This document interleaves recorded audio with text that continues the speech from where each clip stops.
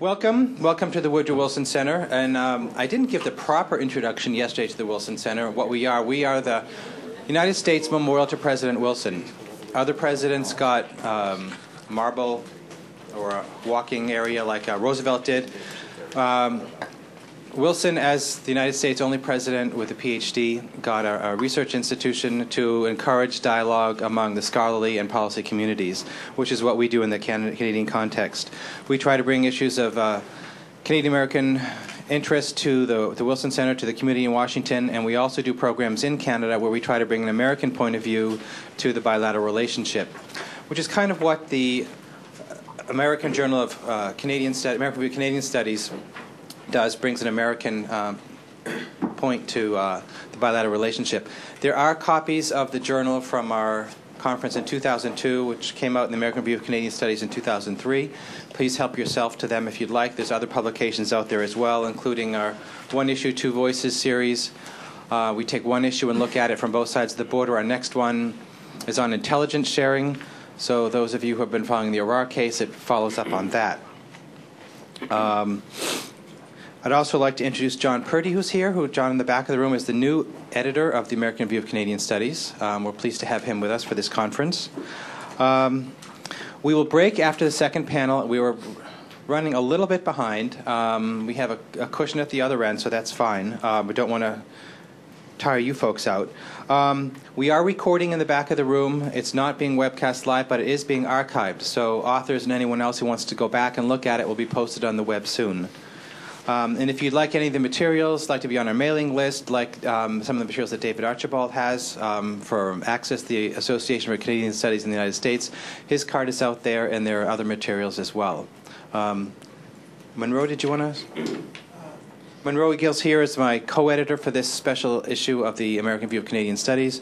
Monroe is a professor of political science at University at Buffalo. And our moderator for the conference, who managed to get here just after the conference ended yesterday, is Didi Hitchens, who is Professor Emerita of Political Science at the University of Alaska Anchorage and currently the president of the Association for Canadian Studies in the United States. So over to you, Didi. Thank you.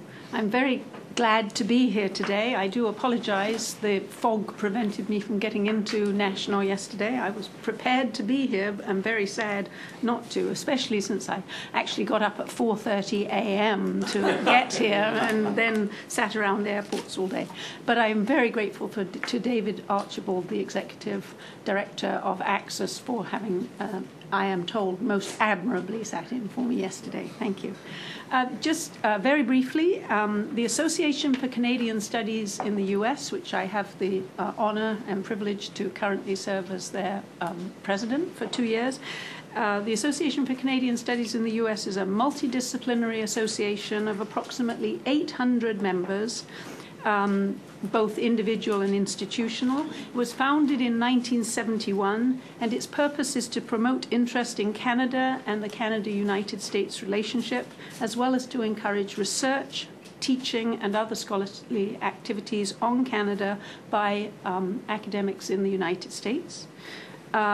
Access also provides an outlet for that scholarship in the form of publications and conferences, and provides additional support services for teaching and networking in the field of Canadian studies. The Association for Canadian Studies in the U.S. is the publisher of the American Review of Canadian Studies, and I would add to David's words that we're very happy to have the new editor, John Purdy, with us today.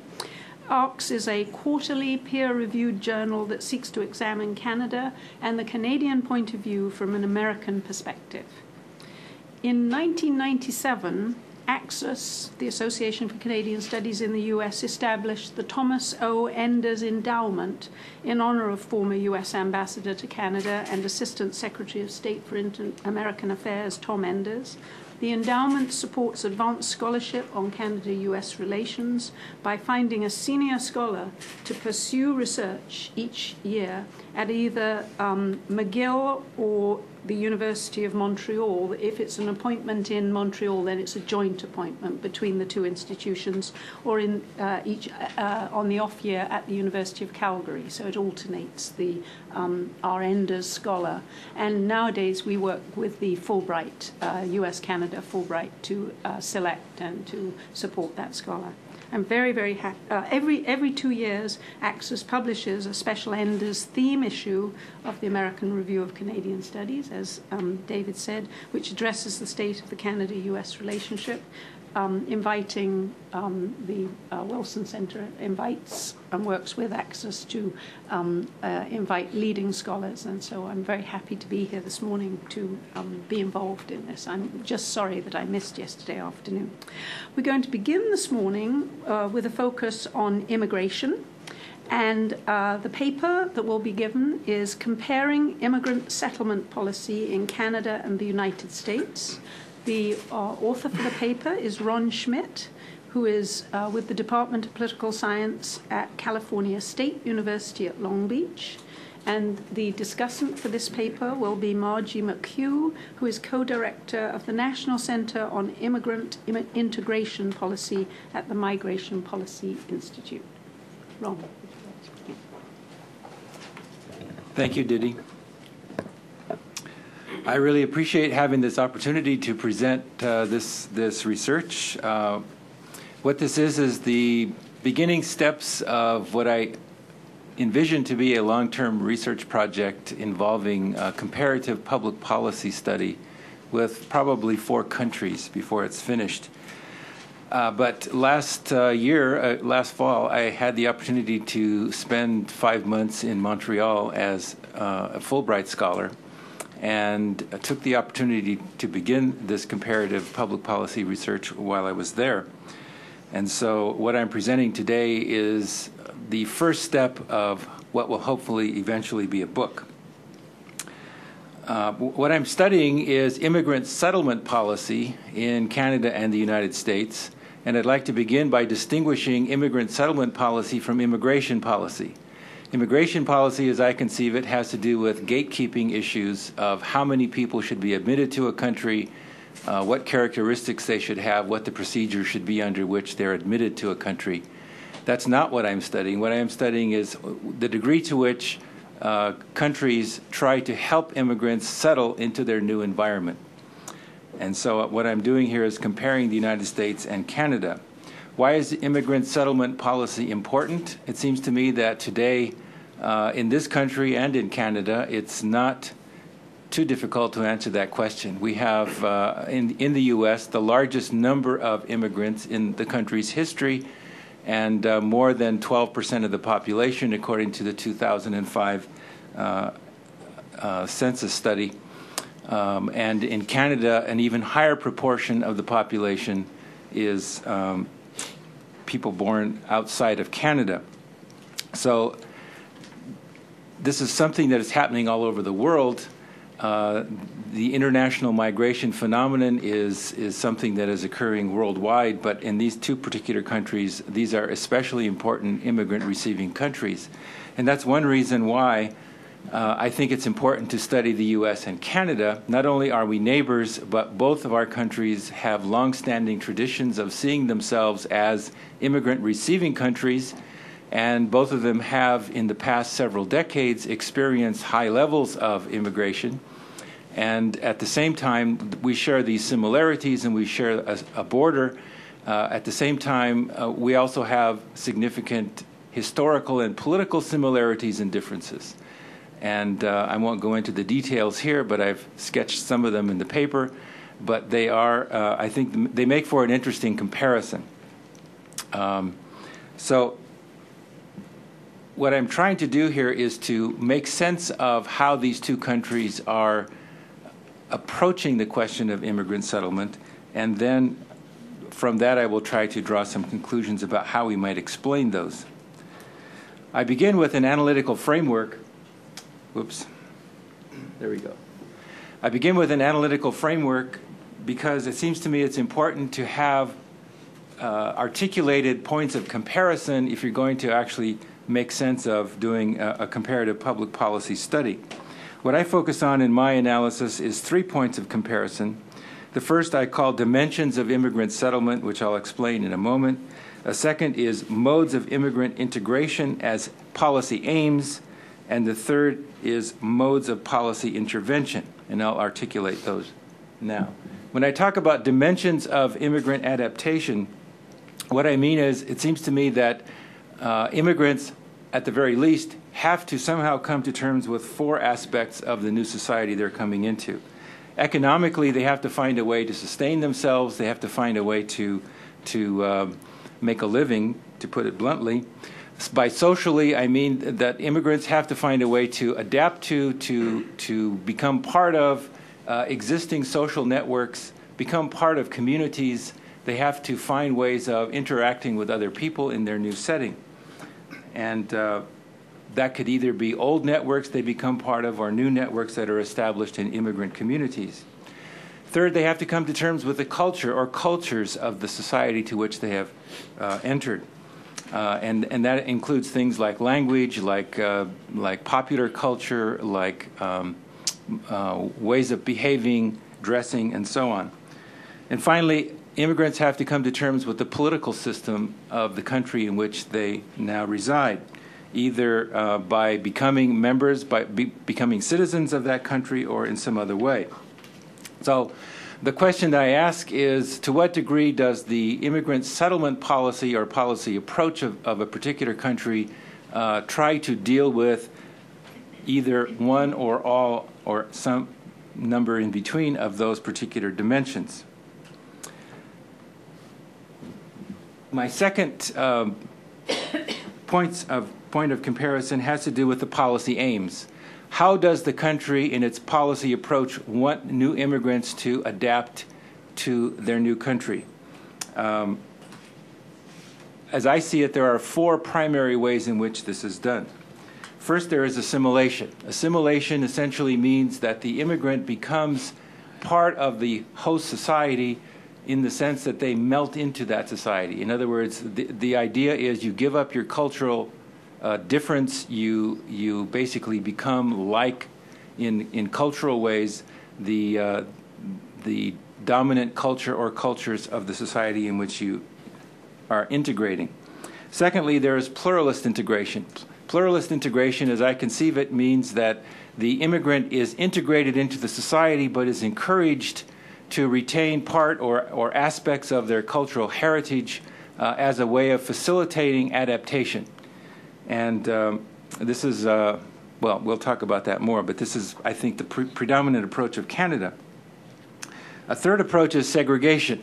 In segregation, the basic idea is that this immigrant or these immigrants are considered to be temporary, or at least should remain separate from the host society, because usually that's because they're conceived of as separate. Probably the best known example of this is how the German government, until fairly recently, responded to Turkish immigrants.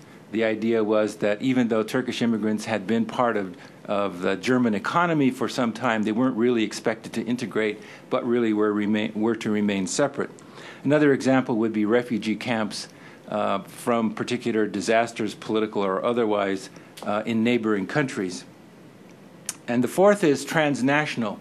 I think in terms of policy, this is a relatively new development, but there are some countries now that are approaching the idea that it's possible and in fact desirable for immigrants to be part of 2 countries, to remain members of the country from which they came, as well as to become members of the country to which they've moved.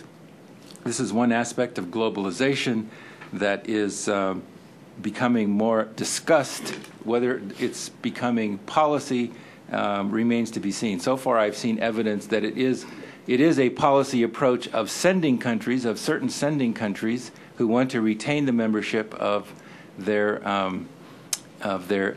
immigrants. But I haven't really seen evidence that this is something immigrant countries have wanted to happen and have supported through policy. My third point of comparison has to do with the mode of policy intervention. And the question here is the policy approach prescriptive, by which I mean that the country is essentially telling immigrants, this is what you must do in order to adapt to our society? Well, I'll say in the United States, one aspect of policy that I think is prescriptive is that in the U.S., in order to become a citizen, you must pass an English language test. Similarly, in Canada, immigrants are expected to learn the either French or English, depending upon what part of the country they come in. This is a prescriptive approach. A proscriptive approach would mean there are certain things you cannot do if you're going to settle successfully in this country. And again, using a U.S. example, if you're convicted of a felony, then you're expected to leave, not to successfully integrate into the society. A proactive approach is one in which there is more of a sense of dialogue between the immigrant community and the receiving state. There is various kinds of benefits offered to immigrant communities for settlement, but they're not required. It's a more dialogic interaction. And finally, the fourth approach is laissez-faire, which is essentially that it's up to the immigrants to either settle successfully or not. It's not really a question of public policy. In other words, it's sink or swim. So turning to how the Canadians have approached immigrant settlement,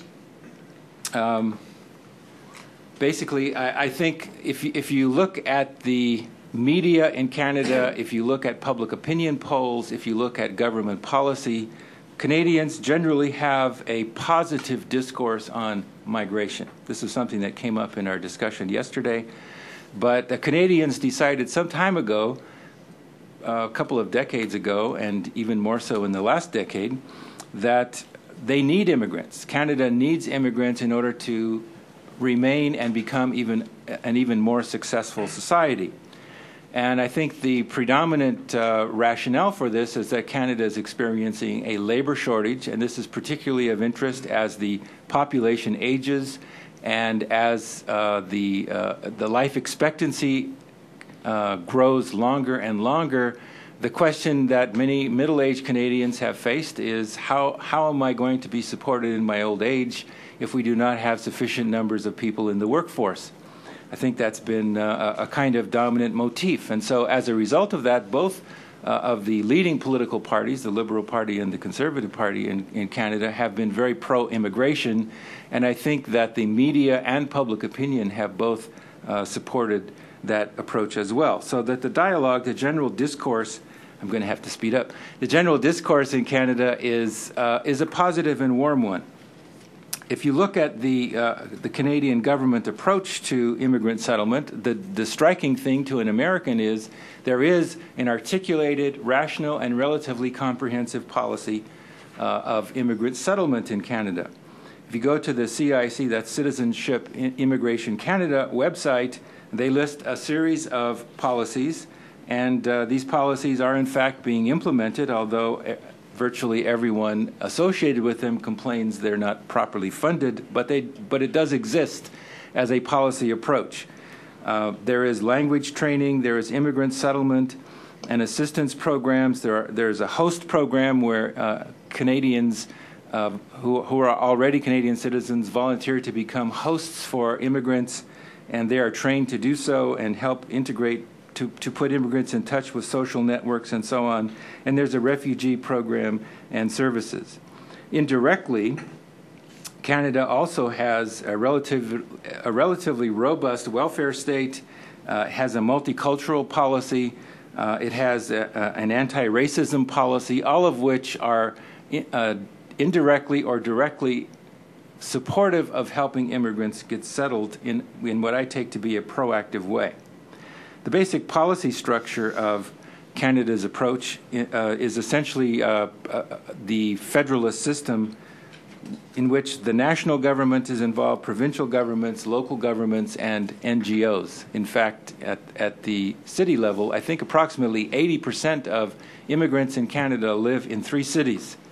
That is Vancouver, Toronto, and Montreal. And in all of those cities, although prominently in Toronto, which has the largest number of immigrants, there's a 2-tiered structure of NGO involvement in which large sort of umbrella NGOs fund smaller and more culturally specific NGOs to provide various kinds of immigrant settlement services. So it's a relatively integrated and thought-out plan for immigrant settlement. The basic policy aim in Canada is one of pluralist integration. And I think their mode of intervention, as I mentioned earlier, is proactive. That is, Canada has had since the Trudeau era a multiculturalist approach to cultural difference. This is part of, I think, the Canadian identity increasingly, and this is true across the country. And immigrants are basically encouraged to integrate in a pluralistic, integrative way. Switching to the United States, it's a very different picture. I think immigrants in the United States face a relatively chilly climate. The discourse having to do with immigration is much more negative in the United States than it is in Canada. The public opinion polls show that many Americans are concerned there's too much immigration. Many Americans are concerned that immigrants are taking more than they're giving. So there is much more of a divisive climate in the United States than in Canada. Since I don't have time to go through the whole story here, let me just say that in the United States there is predominantly a laissez-faire approach to immigrant settlement policy. The federal government has virtually no programs dealing with immigrant settlement per se. Most state governments do not have any specific programs. In the state of California, for example, which has the largest number of immigrants of any state in the country, the California State Department of Education does not even keep statistics on how many children in the public schools of California are immigrant children, although they do have statistics on how many of them are English language learners. So there's basically a laissez-faire approach, and to the degree that immigrants do receive services in the United States, it essentially comes through NGOs, non-governmental organizations, both faith-based and community-based. I think to the degree that there is a policy approach, it is overwhelmingly assimilative. One of the things I point out in the paper is that at the national level, if you look at indirect policies, not only does the United States have less of a welfare state, a less robust welfare state than does Canada, it has gotten worse for immigrants in the last 10 years. 10 years ago, the U.S. Congress and Bill Clinton signed a law, passed a welfare reform bill, which denied any welfare services to immigrants at the federal level. States could make up for it, and many did, but the federal government took it away. Now, some of that has been brought back over time because many congressmen realized this probably wasn't a great decision, but in any case, that gives an indication of the approach. Finally, in my last minute, I will talk a little bit about how I explain the differences between these two countries. Canada, on the one hand, has a proactive approach, a relatively comprehensive approach, and it has a pluralistic integration approach. The United States has a laissez-faire approach. The climate is relatively anti-immigrant, and the approach, to the degree there is one, is, I think, very assimilative as opposed to pluralist integration. So two very different approaches to immigrant settlement. How do we explain the difference? I haven't really pursued my research far enough to be secure about this, but I offer here two hypotheses in this paper. One is we have different political cultures. The United States political culture is very individualistic. If you read Tocqueville, you can see already in the early 19th century a very individualistic culture. If you look at public opinion polls today, Americans still basically think that each individual is responsible for her own or his own well-being in life. Canada, in turn, is more communitarian than is the United States. I think there are lots of reasons for this we don't have time to go into here, but I think Canada has a more communitarian orientation, and consequently, that shows up in public policy. Secondly, I think the immigration experience in the two countries is different. One thing Canada does not have that the United States does have is a large number of unauthorized migrants. And the way that immigrants in the United States have been legally constructed by the law, the construction of alienage as well as citizenship needs to be understood. And I think that the way in which aliens are constructed in the United States in the law makes a significant portion of our immigrants to be lawbreakers. That's how they are perceived by many Americans. Almost 30%, according to the Pew Hispanic Center analysis of census data, shows that almost 30% of American immigrants are unauthorized. And I think that creates the perception that is highly negative in the United States. And I think that's something that's going to have to be addressed in terms of how we perceive immigrants if that's going to be changed. So I'm out of time, so I'm going to have to stop. But I'll be happy to entertain questions. Thank you, Ron. Our discussant is Margie McHugh, co-director of the National Center on Immigrant Integration Policy from the Migration Policy Institute. Margie. Thank you, Didi. I'd like to thank the Canada Institute and the Woodrow Wilson Center for giving me the opportunity to have a chance to read Ron's paper, which was extremely gratifying for me to see these issues laid out and to see the attempt to wrestle this issue into some sort of an intellectual framework. I should say that a lot of what you're going to hear from me is actually based on the perspective that I developed over the years, the last 15 years working at the New York Immigration Coalition, which was the big umbrella group in New York that dealt with a lot of the policy, budget, and other issues related. From the community perspective, we were an umbrella for about 200 groups in New York that worked with immigrants and refugees and worked policy issues at the city, state, and federal levels. So I think the overall thing I would say is that I think this is a difficult thing to do. The points I'm going to raise, or the ways in which I'm skeptical, are not so much with Ron's paper and the way he's gone about trying to do this, but more with the exercise in general. I love the thought of comparing the U.S. and Canada because the U.S. looks so bad in the comparison usually.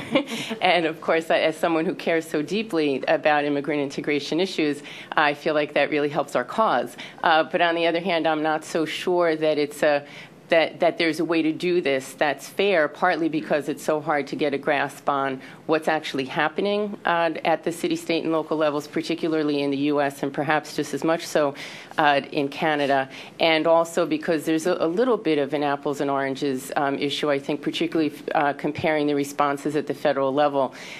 So I think the first thing I would say is that was the main thing that struck me, that I'm not sure that trying to do a federal comparison between the two countries is really fair, because in the U.S. obviously we're trying to deal with a population about 10 times the size of Canada's, and that means that our federal government tends to act in ways that are much more crude, not just on the immigration and integration issue, but I would say across the board. And and I say that almost reluctantly as somebody who's arguing very strongly for more of a federal response and a more coordinated response to integration issues. But at the same time, I think there are limits for what we're going to get that's helpful out of our federal government, and that most of the good work is happening and will continue to happen at the state and local levels. But most of what is good that's happening is happening with federal dollars at our state and local levels. The second thing I'll just point out is looking at some of the major federal programs that I think Ron does a good job of walking through in the paper.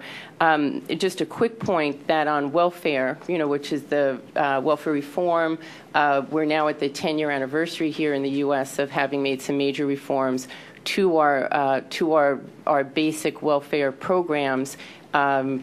Cash support as well as our Medicaid program, and our food stamps program. And there's a lot of interesting data that's emerging there. And like all populations, low-income populations, are generally using less of cash-related benefits. But interestingly, a lot of immigrants are now using more of the non-cash benefits, which we have started to call work supports, sort of a recognition that you can be working full-time in the U.S. and still need government assistance because many people who are working at the lower ends of the economy do not have health insurance and, are easily bankrupted by attempting to access health care. And that, ironically, if you're working poor, or maybe not, sadly, not ironically, if you're working and you're poor, you're much worse off than somebody who's not working and poor because you're making just a little bit too much money to qualify for our Medicaid program. And but anyway, the only point I was going to make there is that these work support programs, or the non-cash programs like food stamps, you see a very large increase or a significant increase in immigrants using those programs. Immigrants who are eligible, obviously only legal immigrants are eligible for that, or the citizen children of undocumented immigrants. And then also, interestingly, Medicaid use has gone up, but that's not because adult immigrants are using that, but because many states have tried to make lawful permanent resident, and in some cases all immigrant children, eligible for health insurance at the state level, and they use Medicaid dollars for that. So I think the only story there is that, actually we can do good things if we choose to, that some of what we're trying to do in a public policy sense is actually reaching into immigrant communities in a helpful way, in terms of what we were attempting to do policy-wise. No Child Left Behind, many would argue that probably our largest immigrant integration program is the money that we're spending on our K through 12 school system or pre-K through 12 school system. An awful lot of money goes down under different titles of this law into the state and local levels for the education of limited English proficient children. And I would say, just to the point, Ron, about California and not even keeping track of immigrant students, our school system in the U.S. is famously localized. I think we have over 20,000 different school districts, and it's absolutely maddening to try and keep track of how kids are doing and to try and make any meaningful comparisons, and that for every good thing we can say about certain school districts that are doing a wonderful job with immigrant children, we can always come up with lots of very frightening examples of what's happening in other places. I think that we may find, I think, many folks have their fingers crossed that No Child Left Behind might actually turn out to be a watershed in allowing, in enforcing school systems to actually deal with their immigrant kids, because our federal Department of Education is really making all of these different school districts who are just squealing, saying that they do not want to have to track the performance of limited English proficient children, and please, please, please let them not have to test these kids. We simply don't have good tests, et cetera, et cetera. They're going to make our schools look bad. We're going to have so many kids failing. You're going to have to close all of our schools because of the accountability measures in the law, that actually it's forcing those systems to try and figure out how they're actually going to test these kids. And whoops, they can't test them in things unless they're actually teaching them those things. And so, they're starting to deal in a more serious way with the teacher development issues, with the curriculum issues, et cetera, et cetera. So, these are all moving targets. Everything I think you're trying to get a handle on, and all of these issues that are so critical to whether immigration is really going to work in the U.S., continue to work both for immigrant families, or be a good deal, both for immigrant families as well as for the for native-born communities. And I think that what happens under No Child Left Behind, and if this tremendous gamble that we've taken, saying that we're going to put all these enforcement measures in and penalties in, whether that will actually result in a lot of positive action on the part of school districts as they're forced to take responsibility for actually educating these students.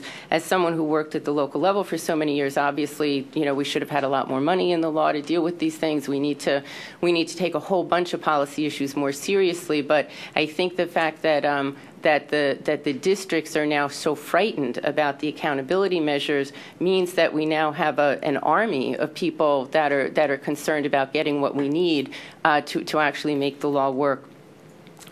One very important thing, which leads into I think the more important point that I want to make overall, is that if you look at the federal level, it's also easy to miss in the U.S. that a lot of our anti-poverty program money does an awful lot for immigrants, and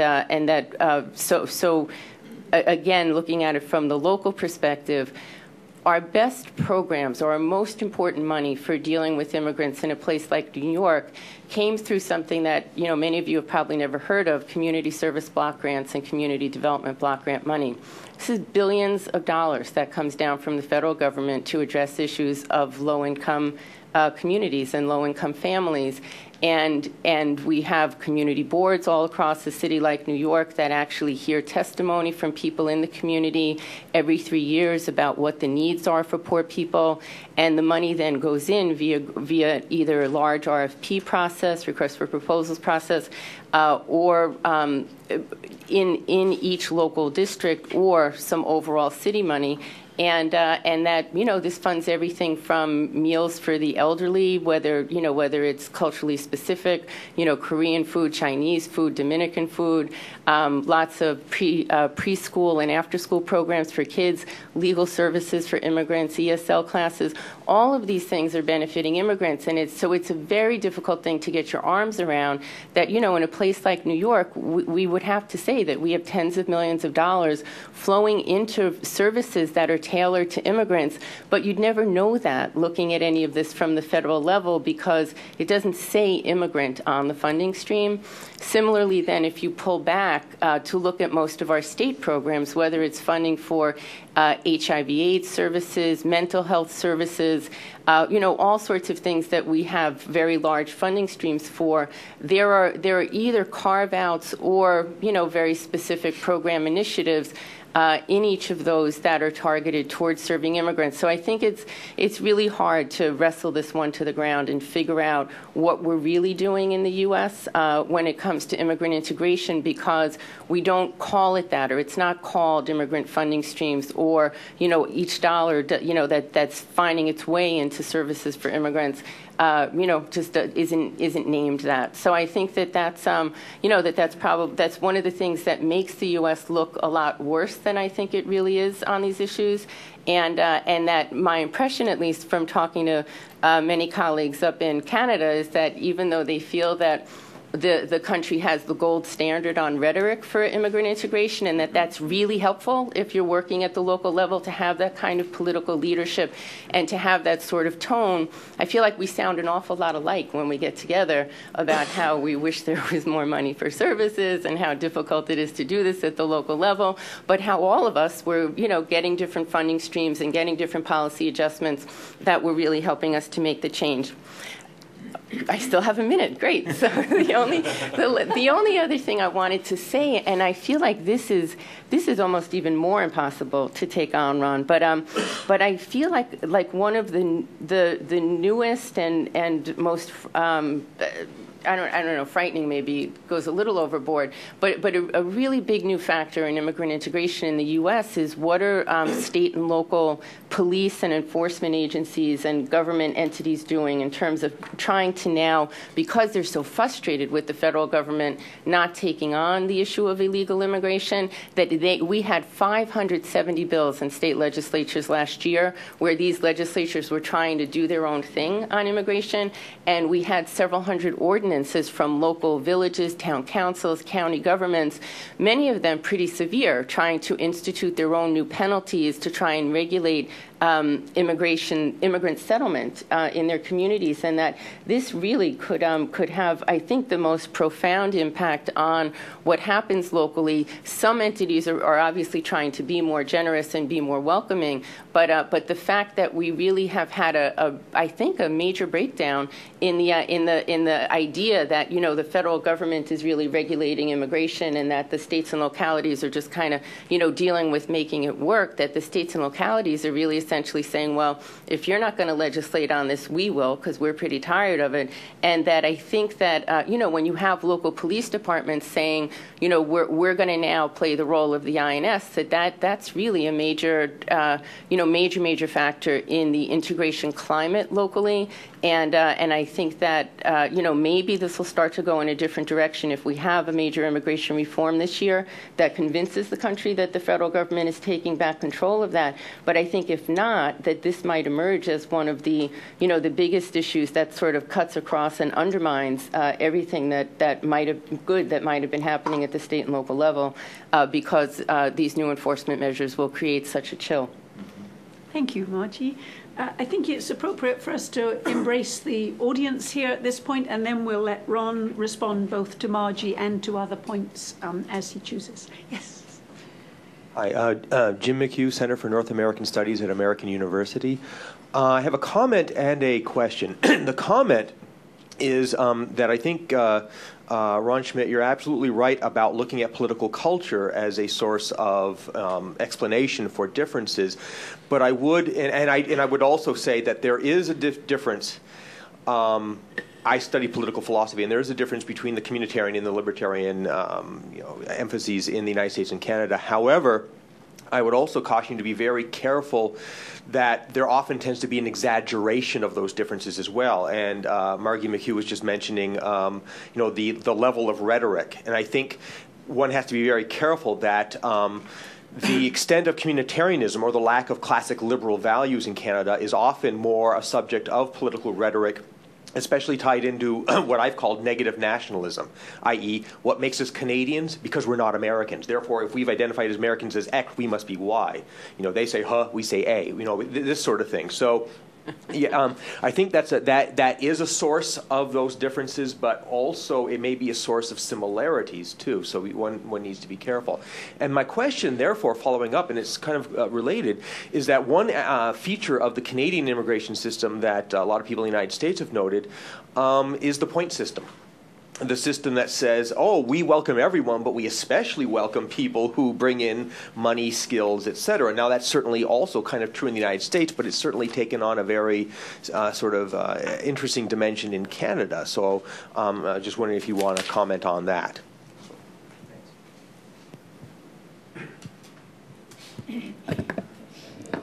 Well, I appreciate what you say about political culture. My perception is that Canada is a liberal country, but it's a communitarian liberal country, whereas I think the United States, at least in its self-conception, tends towards hyper-individualism. So I think there is a difference, but I also recognize it should not be exaggerated. I think it's always risky to make academic arguments about political culture because political culture is notoriously squishy as a concept, and it can be misused, and often is. With regard to the point system, I think that's one of the things I wanted to say, which I do say in the paper, but not in my presentation, is that Canada has much more control over its immigration than the United States does, and that's one of the ways in which it does have control. So Canada can be much more specific about who it wants to admit, under what conditions, what characteristics they should have. The United States has a similar point system, but ours is weighted a little bit more heavily towards family reunification, which leads to a whole different situation.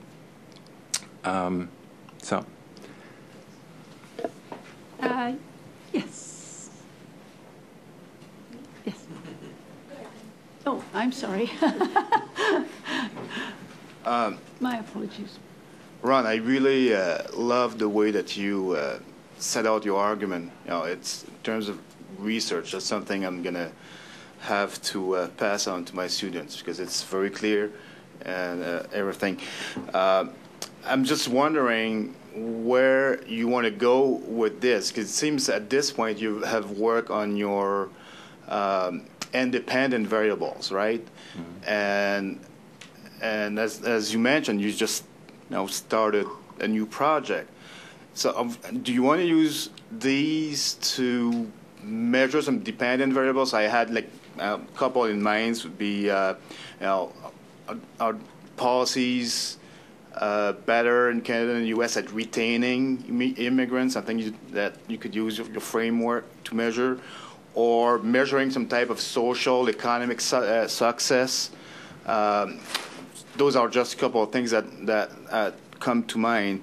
And I had second question, and I'm not trying to make a political statement by saying that, but have you considered, thought about considering Quebec as a separate case, given that Quebec has very separate, especially on settlement policy, negotiated some many agreements with the federal government, starting with Colin Couture in the 1970s. Obviously, language is an issue.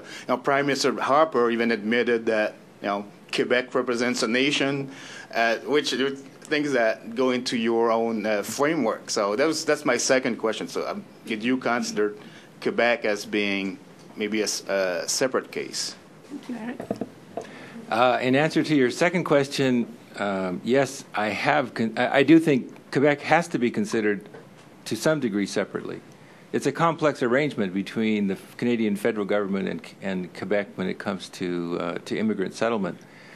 And the consequences are also in dispute and somewhat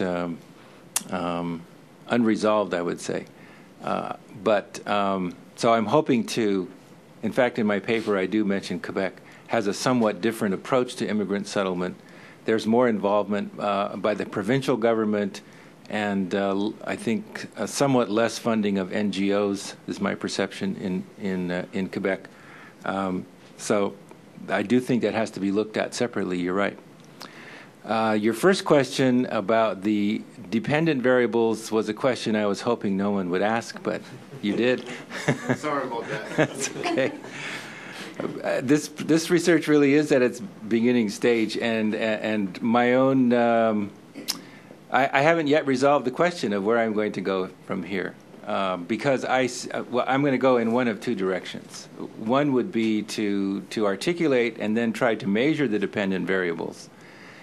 However, Margie suggested that my project may be impossible, and I think if I try to develop and measure dependent variables, it's going to be extremely difficult to do that for a variety of reasons. There is a sociologist, Irene Blommaert, who is at UC Berkeley, who did a study comparing the political aspects of immigrant settlement between Canada and the U.S. In respect to political participation and integration of immigrants, actually comparing Toronto and I think it was Boston, one city in the U.S. And just looking at the political, it was an extremely complicated situation that she dealt with. So in any case, that would be one way to do it, to try to find some measures of successful integration that could be used as dependent variables. What I've done in the past, however, my own background is also in political philosophy, and when I wrote on language policy, what I'm really interested in doing is to doing a critical discourse analysis of how these different countries conceptualize the question of immigrant settlement. And to be honest, that's where my heart lies, and I may be moving in that direction, a more critical kind of analysis rather than a descriptive and empirical analysis. Thank you. If you ask a question, would you please identify yourself and your affiliation? Renata Hermati, Canon Institute. I can appreciate what you're doing. We're doing a similar project on studying Ukraine and Russia as receiving countries for migration, and then sort of adding the layer of complexity of the EU to all of that makes it a really complex process. And one of the things that we're trying to do is really identify some of the structural variables that are making it important for these receiving countries to identify their needs. And so one of my question is, in comparing the U.S. and Canada, have you really sort of identified the difference in labor demand, the different variables in labor demand? So this would include sort of, health statistics, education statistics, sort of what the future forecast is for demand in labor. And then sort of a trickle-down question after that would be, how does this affect the rural versus the urban areas, especially with a strong emphasis on agriculture in Canada? And we see the sort of in what's happening in Ukraine is we see the agricultural sector is really falling because there simply isn't sufficient labor force to support this. But this is a very different a big difference from some of the labor demands in Russia, for example. So I think it's pretty clear. Mm-hmm. I haven't done that, but I could see that it would be important to do so. I would say that in Canada, I've seen one paper that traces an effort on the part of the Canadian federal government to get immigrants to move to places other than Vancouver, Montreal, and Toronto, and that those policies have been relatively unsuccessful. A year ago, I attended the Metropolis Conference in Toronto and did see a group of people from rural, I think it was Saskatchewan, who talked about how they were trying to recruit settlers to agricultural areas and the difficulties they were dealing with. So I know that's an issue in Canada, but I'm not sure that that agricultural aspect is going to be as successful as they might want it to be. Yes, I am Barbara Torrey from the Population Reference Bureau, and one of the striking outcome measures is how many immigrants, eligible immigrants in Canada, become citizens versus the United States. And it is much higher in Canada than it is in the U.S. And is so striking that the next question I asked was, does it make a difference in terms of their views of the country? I mean, is the U.S. sitting here with large numbers of foreign aliens who aren't connected at all to the U.S.? And it turns out it was actually an article published by Access several years ago with John Harles, that when you compare attitudes of immigrants to their countries, that they are virtually identical in terms of how much they identify with the country, how much they identify themselves as Americans or Canadians, that a whole series of these other measures didn't seem to affect their view of it. And I'm interested in what your reaction is to that. I haven't seen that study, but I guess I would say that doesn't surprise me. I haven't done research myself on the question of citizenship acquisition in the U.S. versus Canada, but I do know that that the Canadian rate of citizenship is quite a bit higher than it is in the United States. It doesn't surprise me that the attitudes are not that different, because I've done quite a bit of research on Latino politics, and Latino immigrants are very, even though they may not choose to become citizens, they're very pro-American in their attitudes, to a degree that I think people like Samuel Huntington would be shocked at. David? I'll describe this one. I know you wanted to stay away from gatekeeping, but I'm curious as to how one's attitude towards the gatekeeping is played out in the immigrant settlement, and that Canada seems to need immigrants more than the United States needs immigrants. Thus, they would have a more welcoming gatekeeping policy. Thus, federally, you would see a more welcoming integration policy, whereas the United States kind of doesn't know what to do with the gatekeeping, and then therefore doesn't know what to do down the line. And maybe Margie can say something about that too. And I also had a question about birth rates in Canada and the United States, and maybe that's something that Barbara could talk about. She's into demography, but does Canada have a low birth rate and thus needs more immigrants, and therefore would be more welcoming, or do we not need them, or is our high birth rate just in the immigrant population or whatever? So there's two there.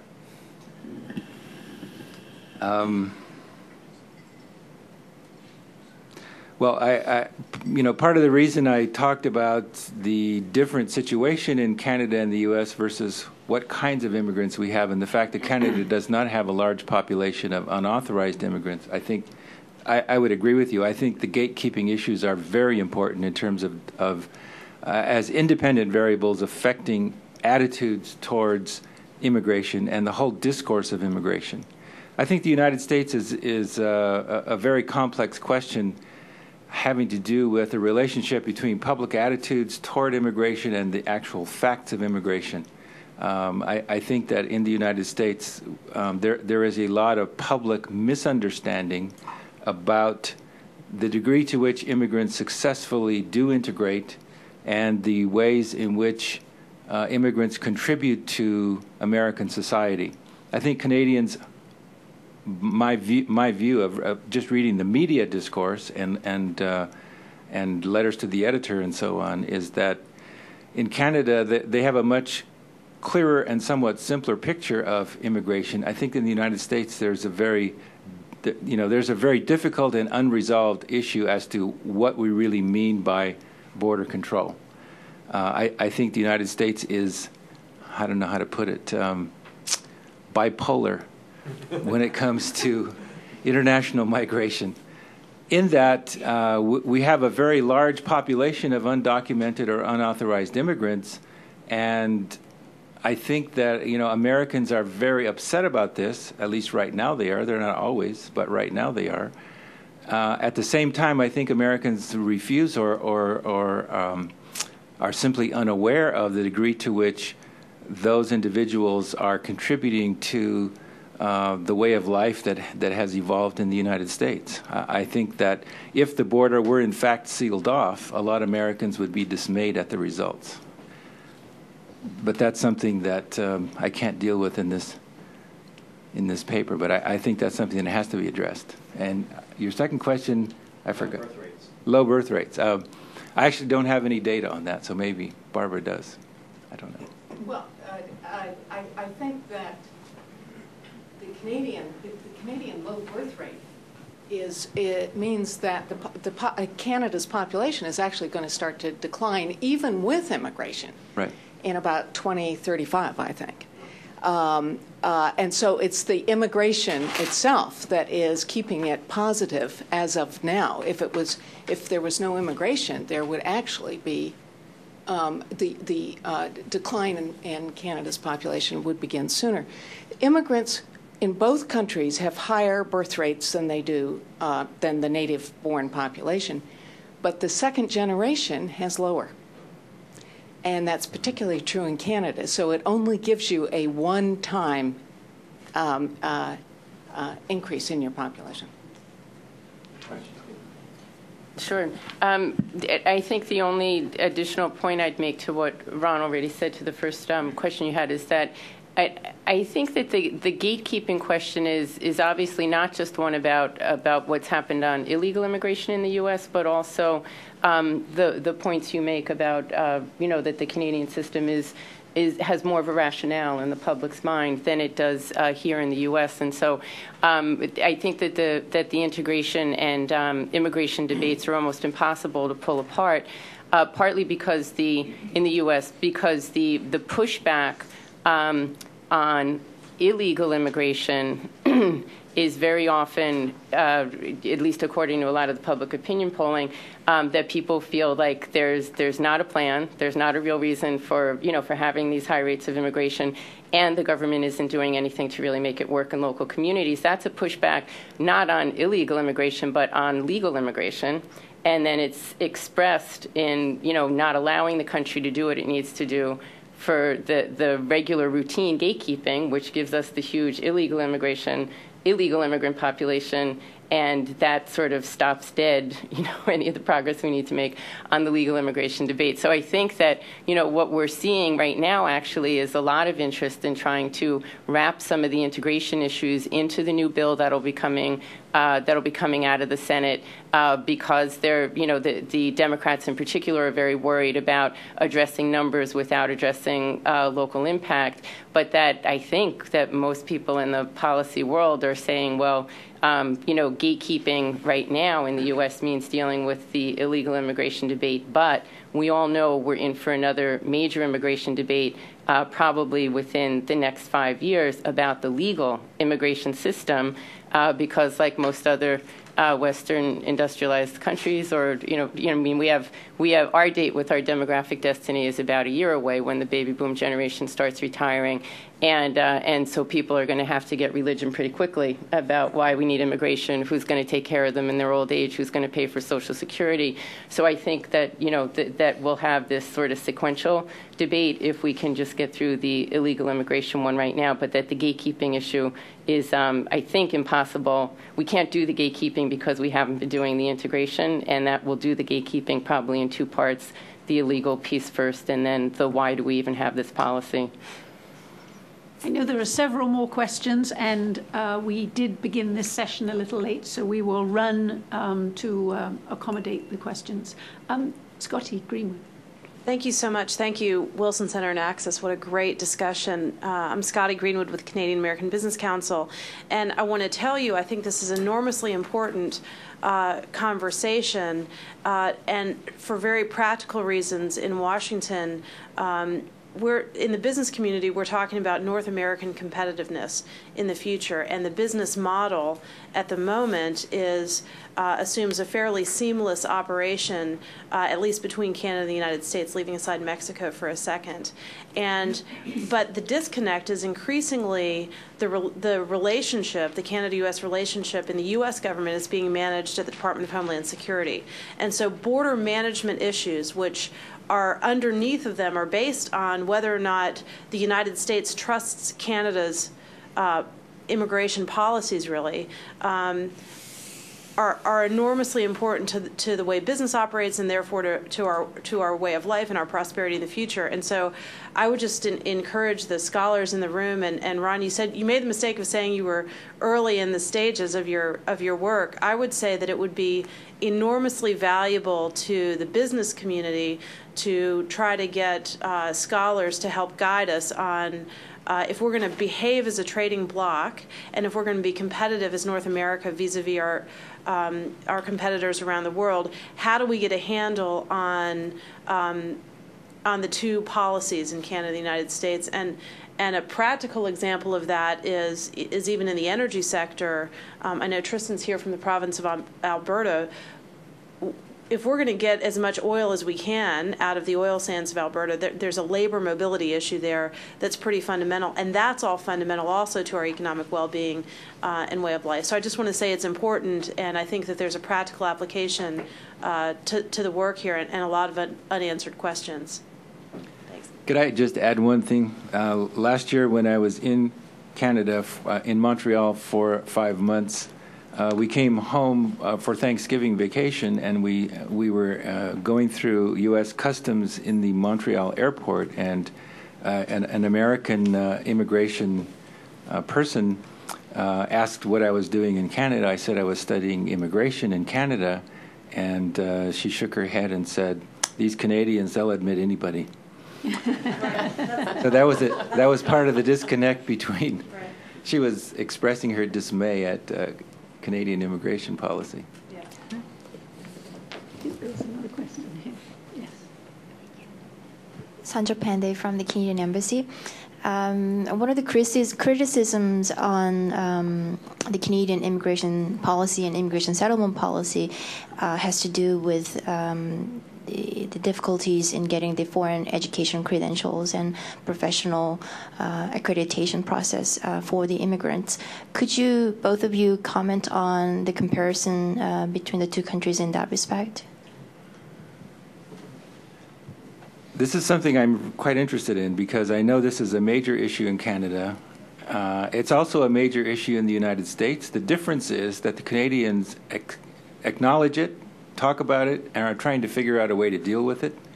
In the United States, I know many professionally educated immigrants in California who cannot get credentialized in the United States, and there's absolutely no public discourse about this.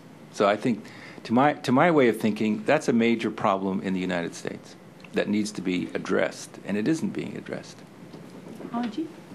Yeah, I'd certainly agree. But the only thing I'd add is that I think there are a number of, interestingly, private sector entities that have sprung up in the United States that are trying to compete to be the people who sort of, I guess, provide some official sheen. Yeah, that they've done the research and that they are, it's odd because they have no governmental authority, and yet they're playing that function.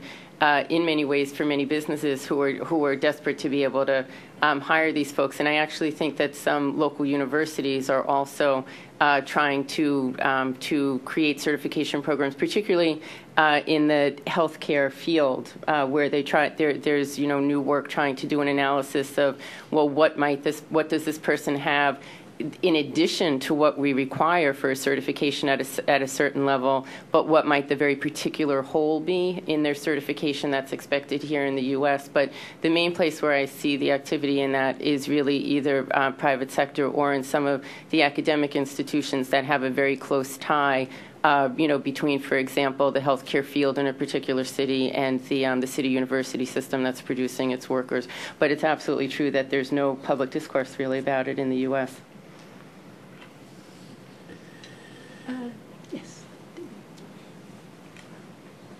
Hi, Peter Stevens, the Washington Center. And just to echo what my colleague Scotty said, one of the concerns that my organization has, I'm the J visa officer for my group, is that we try to bring young professionals from around the world to Washington for training programs, and we've had, all in all, about 80% very successful.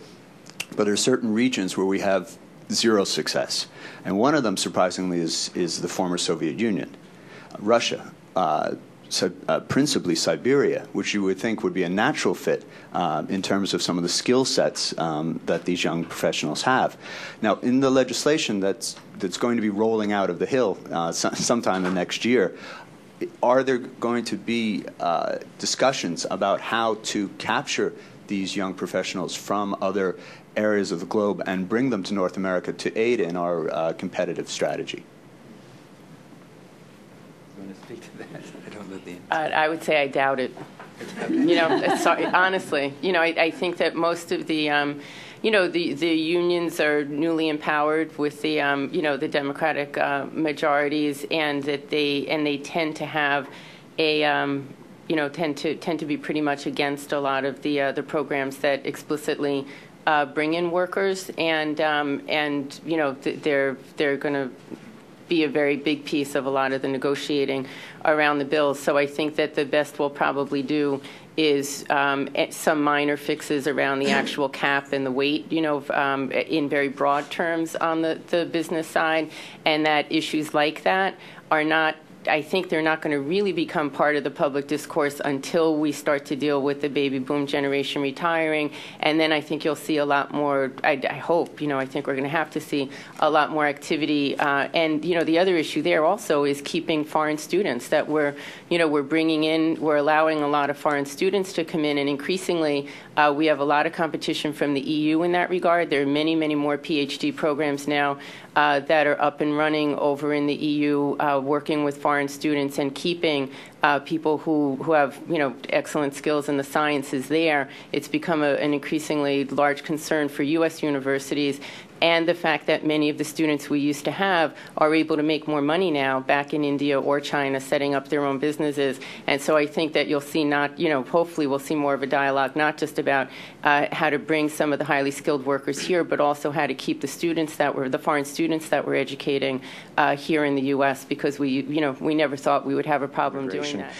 But Canada and the United States haven't even got to the point where they're able to facilitate cross-border movement of people between their two countries, not necessarily on a permanent immigration type of situation. There's discussion of various labor shortages. The issue of recognition of credentials was raised. What Canada and the United States theoretically should be doing to address their concerns is facilitating the cross-border movement of all the various types of labor needed in both countries at different times or in different regions. And yet they seem to be going in the opposite direction of that sort of initiative. The recent initiatives related to the documentation required to get across the Canada-U.S. border are going to make things more difficult and complicated for the business community, as well as ordinary people, trying to conduct everything from vacations to short-term stays. But the whole aspect of the recognition of credentials, which when we were negotiating the NAFTA, it was anticipated would be facilitated by the temporary entry provisions of the NAFTA, have essentially become borne no fruit at all, because of the lack of continued focus on getting the various regulatory bodies in Canada and the United States to complete the initiatives related to the mutual recognition across the various states and provinces. For an example, in the engineering profession, Canada's 10 provinces got together, figured out how to do the recognition of American credentials and do it on a mutual basis with no need for further educational or experience requirements, and brought that to the United States to try and get it. And out of the 50 U.S. jurisdiction, one, Texas, signed up. So 12 years after the implementation of the NAFTA, we've got one mutual recognition with one state. And there's been no governmental continued emphasis, pressure, urging, or anything going on to try to facilitate this movement of needed labor mobility between the two countries. And yet people wonder about what are we going to do about with immigration. So it would be interesting also, I think, for the people involved in the Woodrow Wilson initiative, and perhaps in support of the real business needs and the integration of the business community, to perhaps draw some more attention to the lack of initiatives related to the NAFTA on the whole labor mobility side. Ron, perhaps you would like to respond to that and make a couple of concluding comments. Okay. I'm really glad you brought that up, because when I dream about solutions to the immigration issue in the United States, to me the neatest and cleanest solution would be to have NAFTA emulate the EU and provide for labor mobility. And the fact that NAFTA is not a bilateral but a trilateral agreement, I think would go a long way towards solving a major political problem in the United States. However, I think the chances of doing that are about as good as having a blizzard in Southern California where I live. So, but I do think that would be the neatest solution. I'd just like to conclude by thanking you all for your comments and suggestions and your questions. And particularly, I didn't get a chance to respond to Margie, but I really appreciate her comments as well. I really do appreciate the opportunity to present this work and get ideas for how I proceed from here. Thank you. Thank you. And I would like to express Woodrow Wilson and Axis thanks to Ron for the work he did in preparing the paper, and to Margie McHugh for her comments on the paper. So thank you.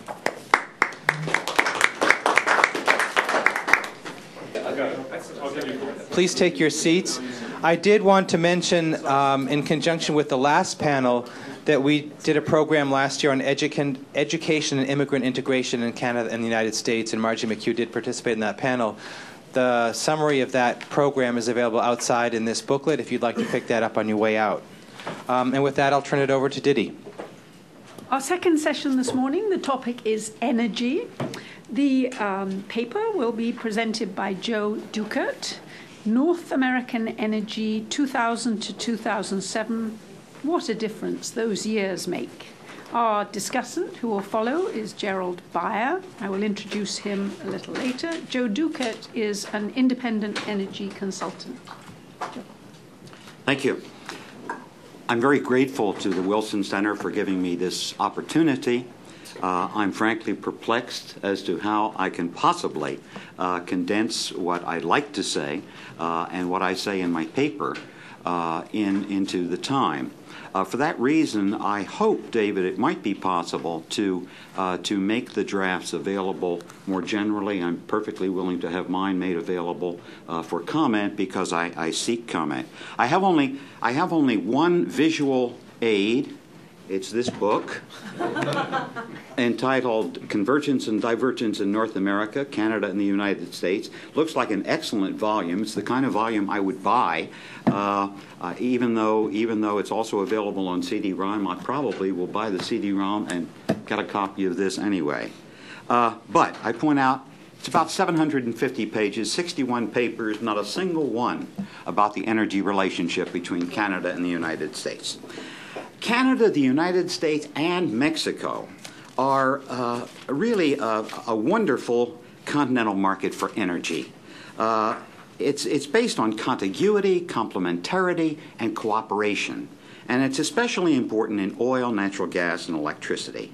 I asked myself, when David asked me to say something for this session, I asked myself how much we had progressed over recent years when we have, the three countries have made a conscious effort to cooperate more closely in energy. And my judgment is that we have not accomplished as much as we might have anticipated in 2000, but we have indeed accomplished a great deal more than most people expected in 1990. North America is and has been for a long, long time the largest and most effective regional market the world has ever seen in this combination of oil, natural gas, and electricity. Depending on the price levels, the combined trade in these sources alone now hovers in the neighborhood of $60 billion U.S. annually. And that does not include the added value of having a convenient, secure market. Now, the measure of that, the value of that, is very hard to gauge. But this continental market serves both buyers and sellers well. It reduces the transaction costs and adds reliability. I wish I could talk about Mexico as well, but there isn't time for that. But you put them all together, and by any comparison globally, this is a remarkably free market for a huge geographic area. This area accounts for more than 1/4 of the Earth's energy consumption and comes close to matching that in energy production. Furthermore, and very importantly, our continent has an unrivaled infrastructure for exchanging energy across its national borders. You might ask, then can we become energy independent? We can't. The United States can't. North America can't. If you look at the projections of the Energy Information Administration from now until 2020, you find that in 2020, according to the reference case, North America, these three countries, will be using about 30 million barrels of oil a day. The projection for production in these three countries is 19 million barrels a day.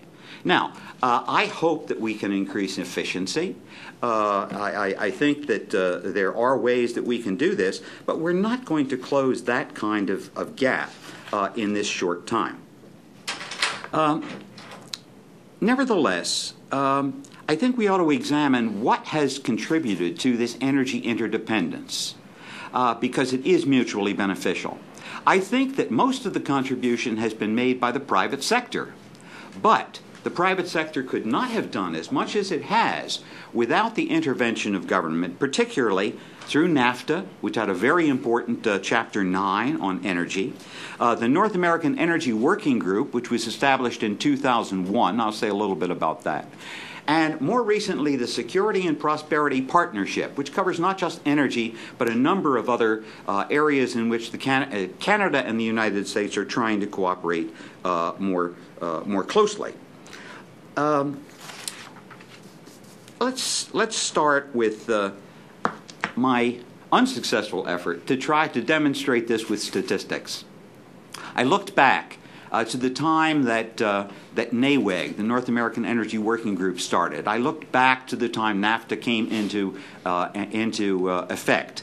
I tried to compare the trade statistics in those three energy sources, and I found that there really was no statistical evidence that the inauguration of the North American Energy Working Group had any effects. There may have been a relationship. I think there was a relationship, but you can't prove it statistically. In terms of oil, if you go back to 1973, at the time of the oil crisis, Canada was exporting to the United States for the first time, and it had improved. It had increased after the National Energy Program was swept under the rug. It was then, in 1973, sending down about 1 million barrels of oil, crude oil, and about 1 trillion cubic feet of natural gas. Today, the figure for oil and petroleum products is more than double that, 2.2 million barrels a day, 3.6 trillion cubic feet of natural gas. But as I said, this has not been the kind of steady progression that you could assign to the activities of these groups at the executive level.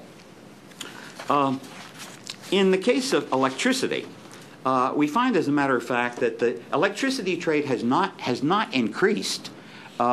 It goes up and down because it is totally opportunistic.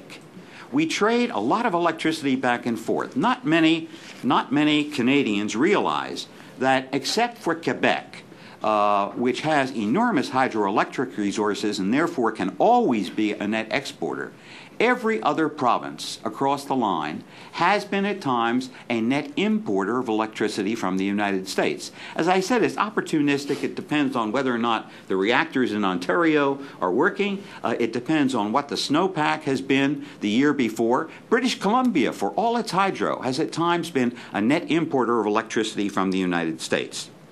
A problem that faces all three of the partners in NAWEG, NAFTA, and SPP is that our sources of conventional hydrocarbons are declining in the mature fields.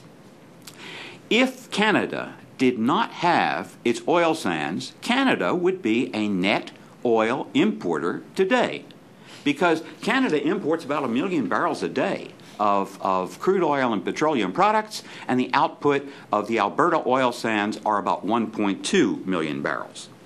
In terms of natural gas, if you look at the latest projection by the National Energy Board, you'll find that NEB points out that Canada's demand for natural gas is increasing, and its supply of natural gas is staying the same or going down.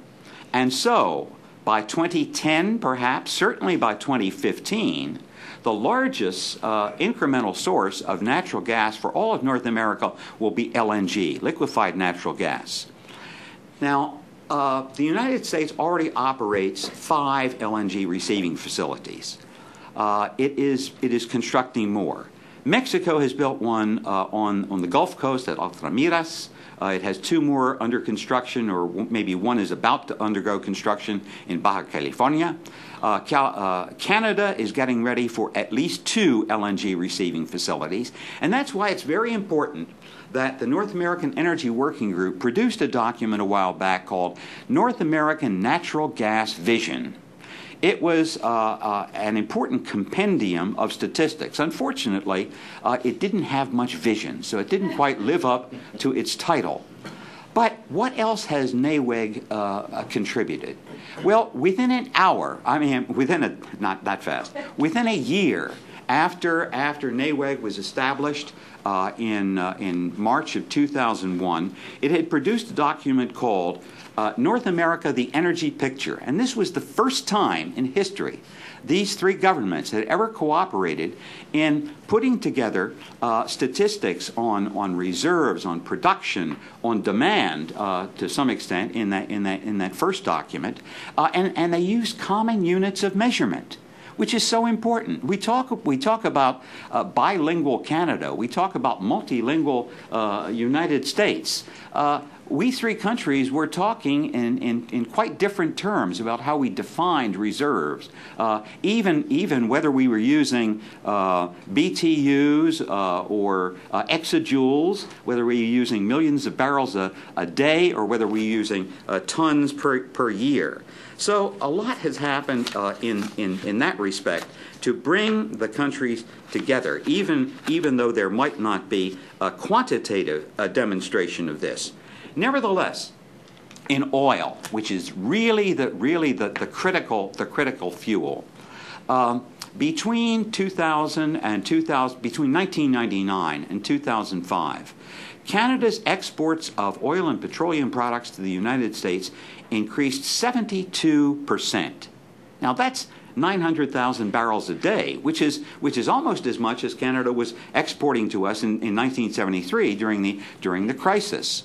In natural gas, the growth has been not quite as steady, but it, during those years, has increased 44%. Now that's pretty substantial. But we have to ask how long Alberta will continue to develop the oil sands. It's not totally up to the government of Alberta, although Alberta's attitude, particularly under the new premier, I was asking some questions about him last night, it's up to Alberta to decide whether or not the very generous investment policy will continue. It's up to Canadians to decide how to reconcile priorities among environmental protection, cost, affordability, reliability of supply, recognizing always that these things don't change overnight.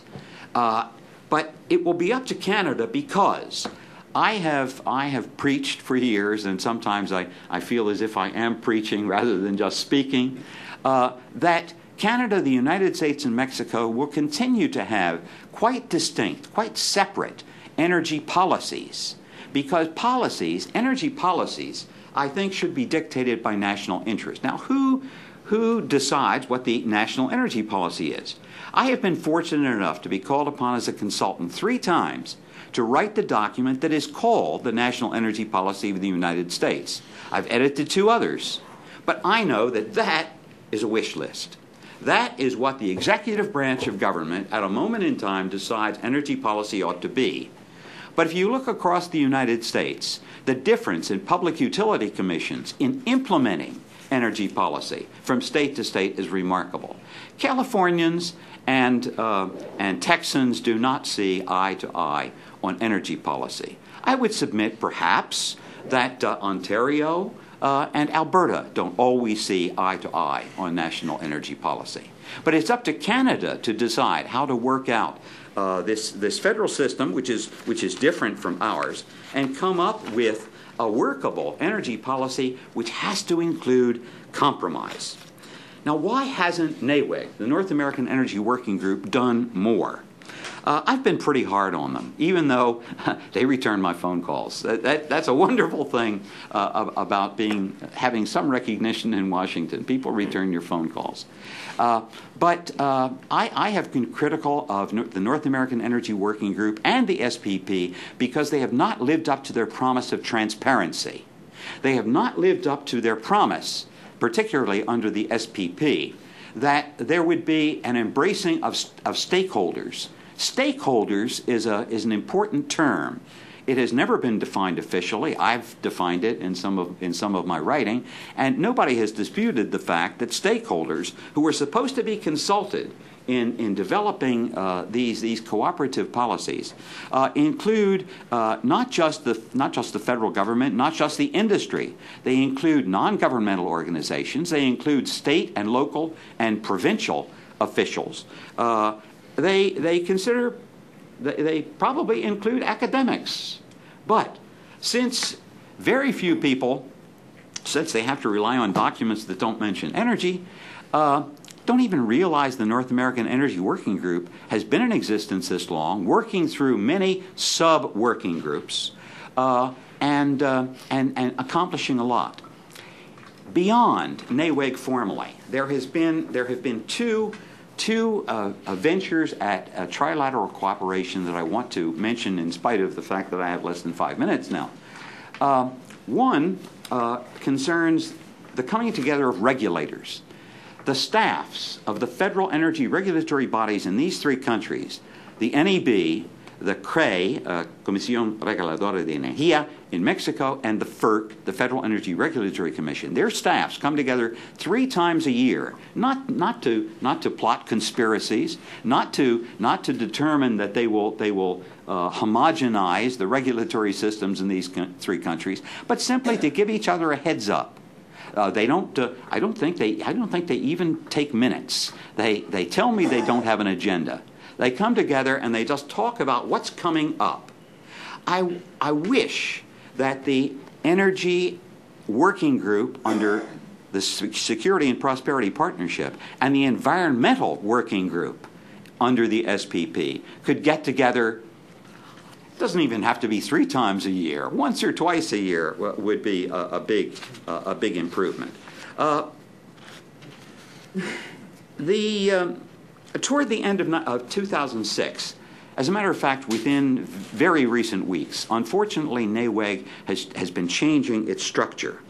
Once again, its meetings have not been announced in advance. Its agendas are never published. Its results rarely come to the public eye, although technically they're not secret. They have established benchmarks according to the SPP, which said these moves of cooperation are supposed to be handled at the cabinet level in each of the three countries. Well, that soon went down to the undersecretary and then to assistant secretaries and sometimes to people who don't even have the rank of assistant secretary in the United States. But the subgroups have continued to work, and so I haven't decided yet whether it's distressing or a mark of progress that the subgroups are gradually disappearing. Instead, the North American Energy Working Group is going to concentrate just on 2 or 3 broader tasks and use the subgroups as their relevance continues, but dispense with those that aren't necessary. What are the 3 general areas in which they will continue to seek to work together more closely? First of all, energy efficiency. And there might be an effort to expand the number of equipment standards that have already been harmonized among the 3 countries. Second, there may be an attempt to develop national strategies that are mutually cooperative to encourage the deployment of advanced technologies in such elements as biofuels, clean coal, hydrogen fuel, and farther down the line, methyl hydrates. And finally, the facilitation of public-private partnerships, which are so important. And they might range from R&D to demonstrations designed to hasten commercialization. I have 1 minute. So even considering these shortcomings, I think NAWEG and SPP have contributed to cooperation, and I hope they can continue. If you get to read my paper all the way through, you'll find there are 4 recommendations at the end, which I won't have time to mention now. But basically, I think we ought to try, first of all, we ought to learn more about energy. Second, we ought to learn more about how these 3 countries have been cooperating. Third, we shouldn't denigrate the position of Mexico, even though it has all kinds of problems with Pemex, because Mexico, this might be a shocker to the Canadians, produces more oil, about 1 million barrels a day of oil, crude oil, more than Canada. And they export almost as much as Canada does the United States. We ought to, we're learning to think continentally about energy, and yet we're going to have to act regionally. So we need to consider arguments for energy interdependence that are regional or even local, because there is no single locus of energy policy formation and application in either Canada or the United States. Thank you, Joe. I have 30 seconds left. I'll save that for the question. Our discussant is Gerald Beyer, who is Visiting Assistant Professor of Canadian Studies and Political Science at the Centre for International Studies at Yale University, and who is on leave from the University of British Columbia. Gerald. Thank you. Thanks also for the opportunity to come and to participate as a discussant. I'll also start by disclaiming any particular knowledge or expertise on energy. Unlike many of the discussants, I'm not a practitioner in the area.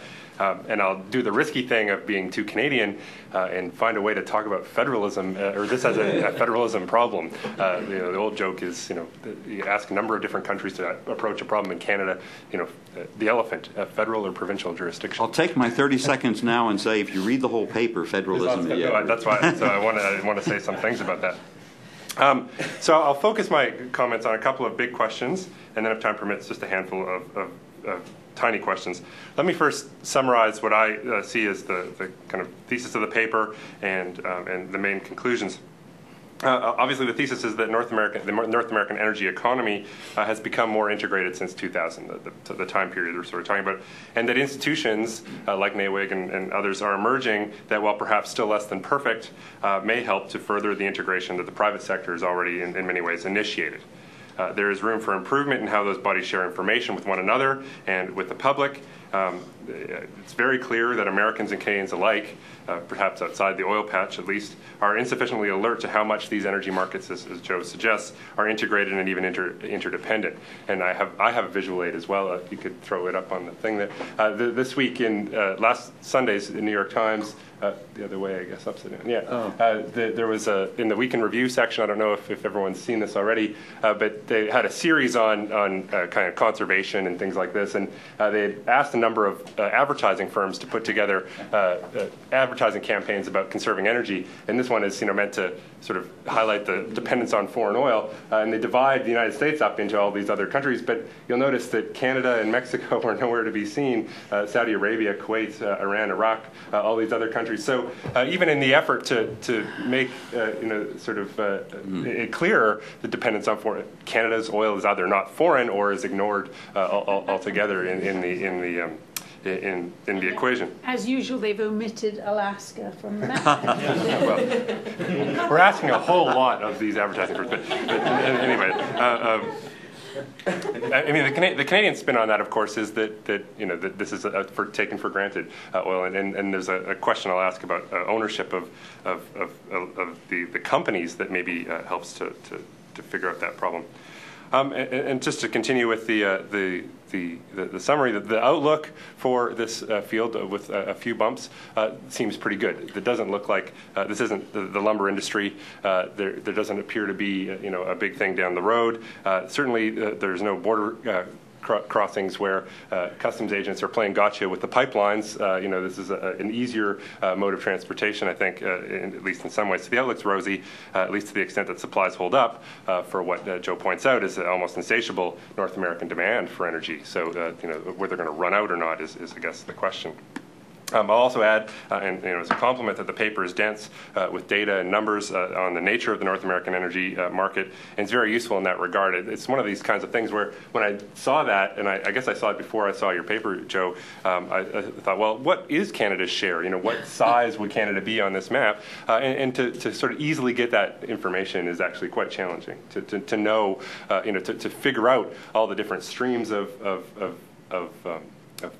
petro or carbon resources and figure out what share that might add up to is actually challenging. The paper goes a way towards helping clear up some of those empirics, really, of the field. All right, so I said two big questions, two big ones and one small one, and then some short comments. The first big question, perhaps the real elephant in the room, and I'm glad you didn't say it in the talk, is Kyoto.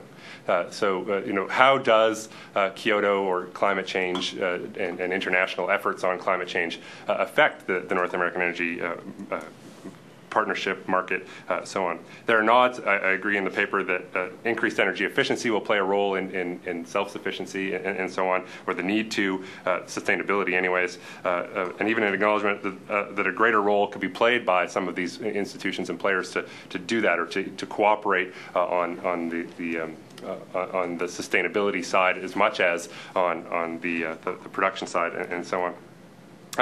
The paper makes good note of that period, 2000 to 2007, of the externalities that affect the North American energy market. 9/11 features, in the paper, things like that. So I think you have to count Kyoto, obviously, as another externality that's going to be impacting on this. So I think the paper needs to either work that in or have at least some acknowledgement of it. I don't raise this as you should have done this in your paper. I don't want to sort of tell you that you should have wrote a different paper. It just seems to scream that it's an omission, because it captures, I think, Kyoto, some of the dynamics that you talk about in all sorts of other areas. The subunit, subnational kind of conflicts. Kyoto highlights subnational conflicts in Canada because Quebec is all for it. Hydro's is carbon-free, essentially, whereas the oil sands, of course, are enormously carbon-intensive. And the Accord's far from dead issue in Canadian politics. Despite Minister Ambrose and the Prime Minister's lack of enthusiasm for Kyoto, the new Liberal leader, as we all know, and Lisa pointed out on the radio a couple weeks ago, it has a dog named Kyoto. So he's made it kind of one of his trademarks that this is something he's pursuing. So obviously this is going to be a live issue in Canadian election. Not to mention that there's conflict in the U.S. as well. went to a talk at Yale a couple weeks ago from someone in the New York Attorney General's Department, and climate change lawsuits that are proceeding from the U.S. states to force the Environmental Protection Agency to start doing more to regulate hydrocarbons. So Kyoto needs to be acknowledged, I think, as an externality. And certainly, the sort of the tangent or the trend on the tar sands or the oil sands. In my age, growing up in Alberta, it was called tar sands when I was a kid. That's certainly going to be a way for that to come out. So federalism is the kind of segue there. Kyoto reveals, I think, some of the federalism hurdles in Canada because, I think generally nationally you'd find, and I don't know the particular opinion data on this, but there's reasonably high support for the idea. But obviously it breaks down regionally, particularly in the Alberta case. The provinces, as you know, have primary jurisdiction for natural resources and are players in many cases in the generation of electricity. So to be referred to as stakeholders and not governments by any North American institution seems a bad idea. The Canadian government, I think, is aware of this, and maybe this is they're already doing this. But the Canadian government doesn't go into international agreements and international accords on topics of provincial jurisdiction and pretend the provinces are a stakeholder. They're there at the table, at least in areas like fisheries and things like that. I know that to be true. So that they will be. So I think you have to sort of be careful about how the Canadian government presents it. And if you already know that, that's great, but maybe the paper doesn't sort of show it. Federalism is another thing to talk about, or is at a sort of second level, and this is the nature of these intergovernmental, in the case of North America, intergovernmental institutions. The lessons, I think, of Canadian federalism, Canadian intergovernmentalism are really applicable. The transparency, accountability questions that you were talking about, these are perennial concerns of Canadian executive federalism. There's a giant democratic deficit in the way that the provinces and the federal government deal with each other and their publics. A lot goes on behind closed doors. A lot is not really high on people's radar. The lesson of it, of course, is that that you can kind of get away with this on a day-to-day basis, but anytime you start to make a real big decision, the whole process implodes because all of a sudden what was kind of a handy way to work with one another becomes 11 white men in suits, which was a critique of the Meech Lake Accord, right? That all of a sudden we have an elite-dominated process and people push back. And certainly when we're dealing with the United States, where legislators have far more of a role than they do in Canada in the approval of these kinds of agreements, that's going to happen even faster, right? The pushback from state legislatures or from Congress is going to be huge. And the last big question was ownership. I'll be quickest on this point. The paper doesn't say much about the nature of ownership in the oil industry. I'd be interested just to hear, but maybe even see a little bit in the paper, the nature of the integration of that industry. There's a number of things that kind of come to mind for me. Being a resident of British Columbia, Kinder Morgan just made a huge buy of Terrason Gas, what used to be called BC Gas. And all the questions were about, well, who owns BC's gas now? Are all the profits going to go to Americans? I mean, it's still on their website, actually. They have a FAQ, of all these kinds of essentially quite nationalistic kind of Canadian questions. And it might be driven by, all sorts of things within BC, including labor politics. But it certainly comes up. And the other way that I thought of this was also efforts at gateway pipelines from the oil sands to the Pacific coast and China's involvement in some of that. So this ownership question is when China starts buying into the oil sands, they expect that as product that they're going to take out. And so there's no question. We didn't talk. There's not much in the paper about what happens when you set up these competing essentially markets. And I think that's kind of part of the Canadian strategy, at least it seems to be. I have some other points about repurposed infrastructure or the new pipelines. The legislators' question, but I'll save those perhaps as a way to just sort of interject in the question session if there's a chance. And I think it would be appropriate to allow Joe to respond to the That discussing. won't leave any time for questions and answers. Oh, no. No. We're taking a little more. I'm trying. I'll try to do this in order. First of all, I'm not sure Kyoto is an energy externality as much as it is an externality in the personality and the rudeness of some executives. I think climate change, the potential threat of climate change is an externality that has to be considered. And I'd simply go back, I'll give you my recommendation, go back to Jim Baker's maiden speech as Secretary of State. I happened to be at the State Department that day. I happened to be in a meeting of the Intergovernmental Council of the Kyoto Protocol, and Jim Baker came down and talked for about 10 minutes, and he enunciated what I have called ever since the no regrets policy. And it had 4 points, if I can remember them. First of all, if the threat of global warming is as serious as it may be, it is indeed a very serious threat. Point 2, we don't really know how much anthropogenic contributions to the atmosphere through emissions is responsible for this global climate change, and we don't know how well we could curb those emissions. Point 3, if we wait until we know everything about the system, it will definitely be too late. And so the 4th point is what we should do is seek to adopt measures in energy policy and other aspects of life that would possibly forestall the problem or at least delay the problem of global climate change if we can justify them for other reasons. And there are many things, including CAFE standards, corporate average fleet efficiency standards for automobiles and trucks that can be justified on that basis. Point 2, federalism. Alberta as a stakeholder, and you got back to talking about China as a stakeholder. As a matter of fact, after I first raised this issue of what a stakeholder is, it happened when one of my pieces was translated into Spanish for publication in Mexico. And there's no word for stakeholder in Spanish. So I asked people at NAWEG, they couldn't define it. I asked people at SPP, they couldn't define it. I asked a number of others, and finally went to the Office of the President of Mexico and got a definition. But as it turns out, you can't define stakeholders the same way every time it's used in English.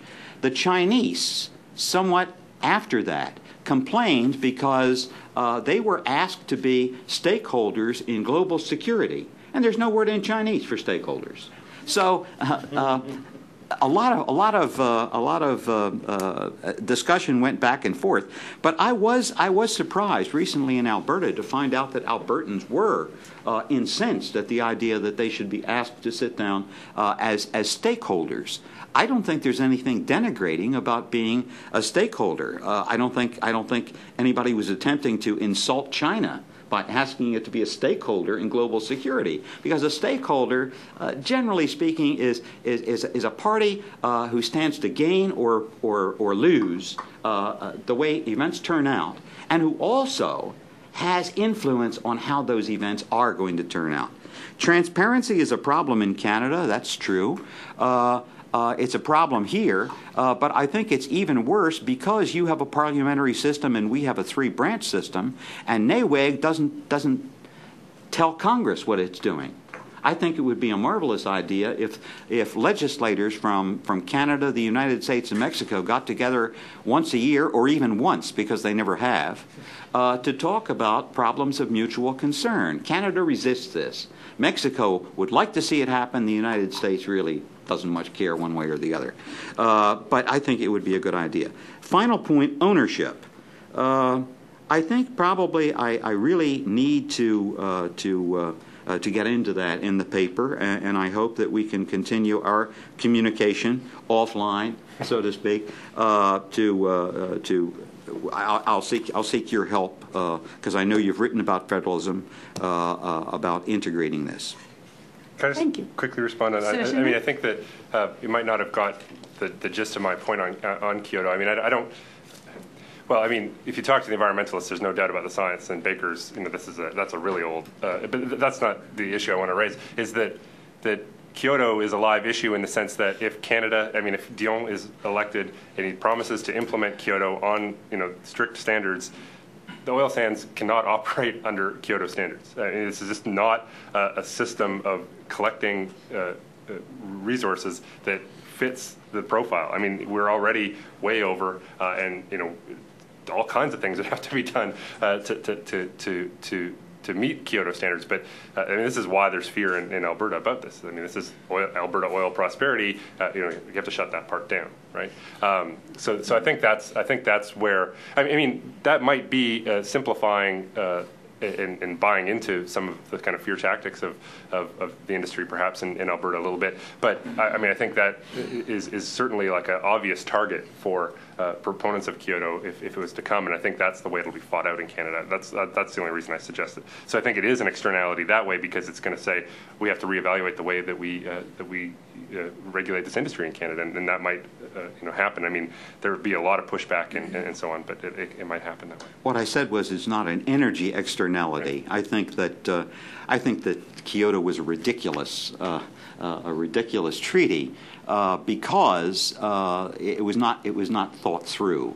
I think it was an important treaty because I think the threat of climate change is an externality that has to be considered. I think Kyoto will be a dead issue after 2012. Probably even maybe as early as 2010 or 2008, because people will realize that the targets were unrealistic. But climate change will continue to be a problem. Scotty Greenwood.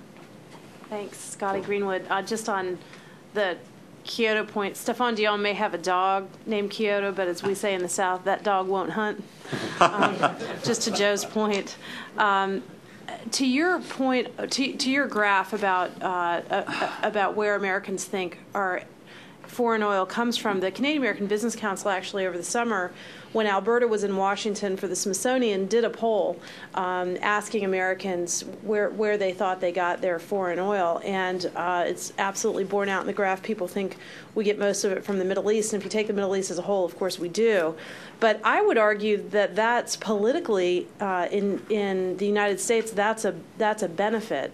Canadians sort of wring their hands about, geez, we wish people were more aware of the important role we play, and how the energy relationship has the potential to sort of turn the historic asymmetry between Canada and the U.S. on its head. And I think that's true, but I think it's good because Americans now perceive dependence on foreign oil as a negative thing. And so to the extent that they think that there is a problem and the problem is in the Middle East, Canada can come in as the white knight in that, just as a political matter in terms of Canada-U.S. relations. The only other thing I would say is there isn't just ignorance at the sort of general population level of the role that Canada plays, but even the elites in Washington who are very well informed on energy and on foreign policy. David Ignatieff, who's a foreign editor at the Washington Post, did a lunch about this time last year where he talked about energy as a driver in all of U.S. foreign policy and the reason we're in wars, et cetera. And I asked him at the time, you travel the world all the time, David. Have you been to Alberta lately? And he said, oh, no, the tar sands aren't economic.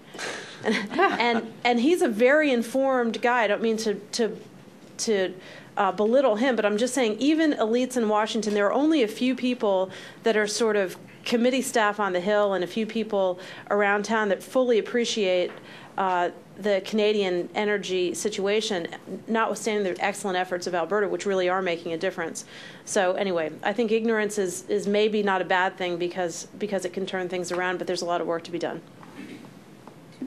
Wish to respond? I can say something really quick. I mean, I think this is part of. I mean, there's another side to the same thing. I mean, to the extent that Canadian oil is not considered foreign oil, Canadians might start to ask.